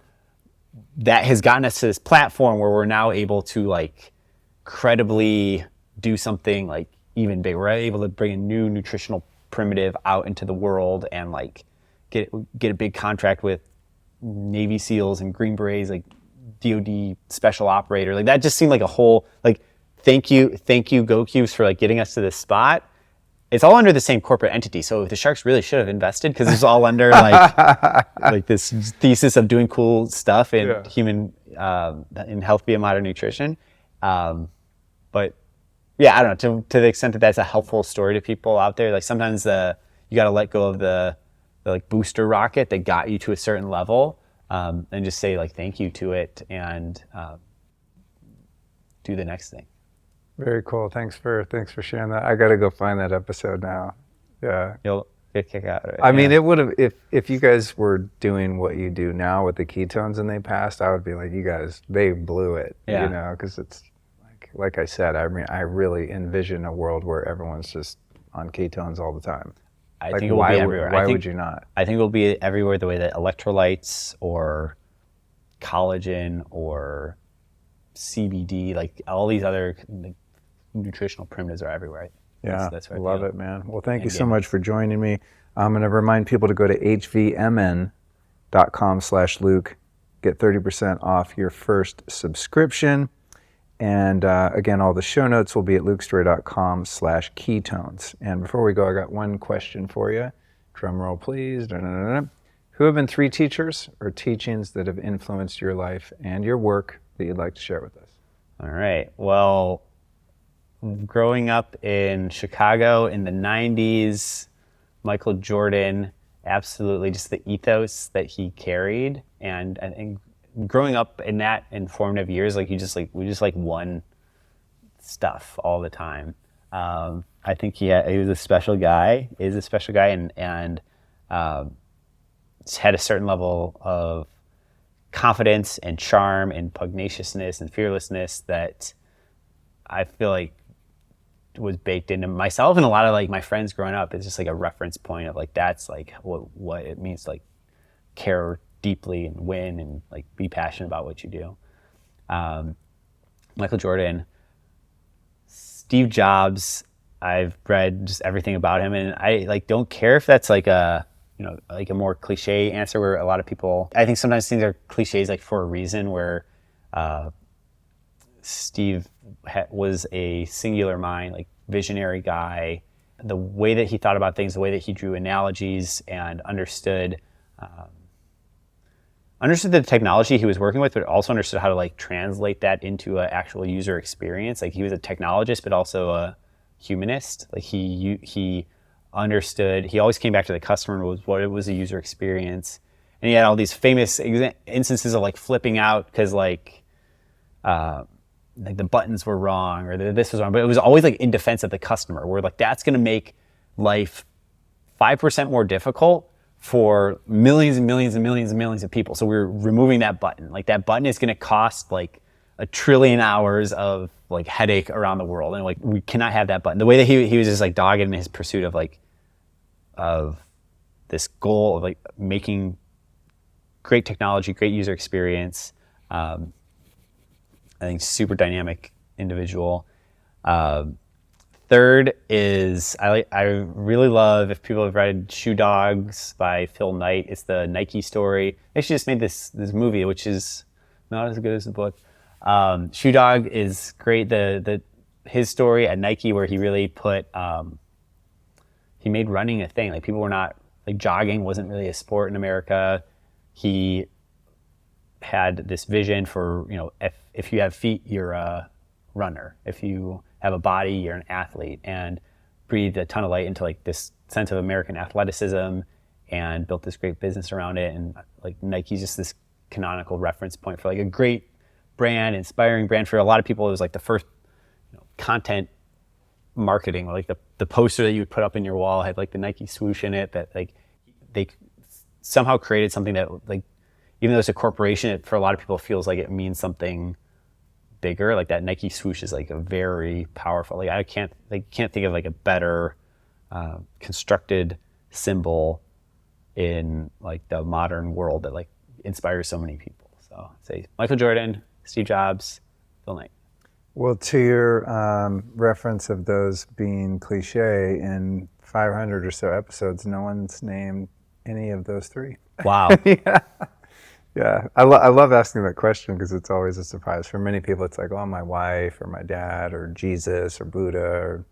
And then sometimes it's someone like that, public figures, entrepreneurs, athletes. Yeah, it's always interesting to me.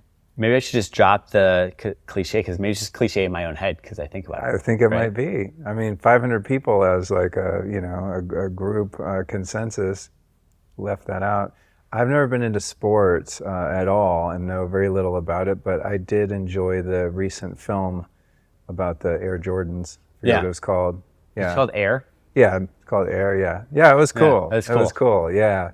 I mean, I don't know how much of it is accurate, but I really loved how, Michael and his mom like went to bat against this big company and got what they wanted. It's pretty cool. And then set the precedent for those kind of endorsement products and royalties and all that. I didn't know anything about any of that. And I was like, oh shit, that wasn't always a thing. And then they made it a thing, which is cool. Yeah, it was really interesting because prior to that, like Converse was the big shoe company, but they didn't do cool stuff. Like Converse just signed Larry Bird and Magic Johnson. They all had him wearing the Converse whatever.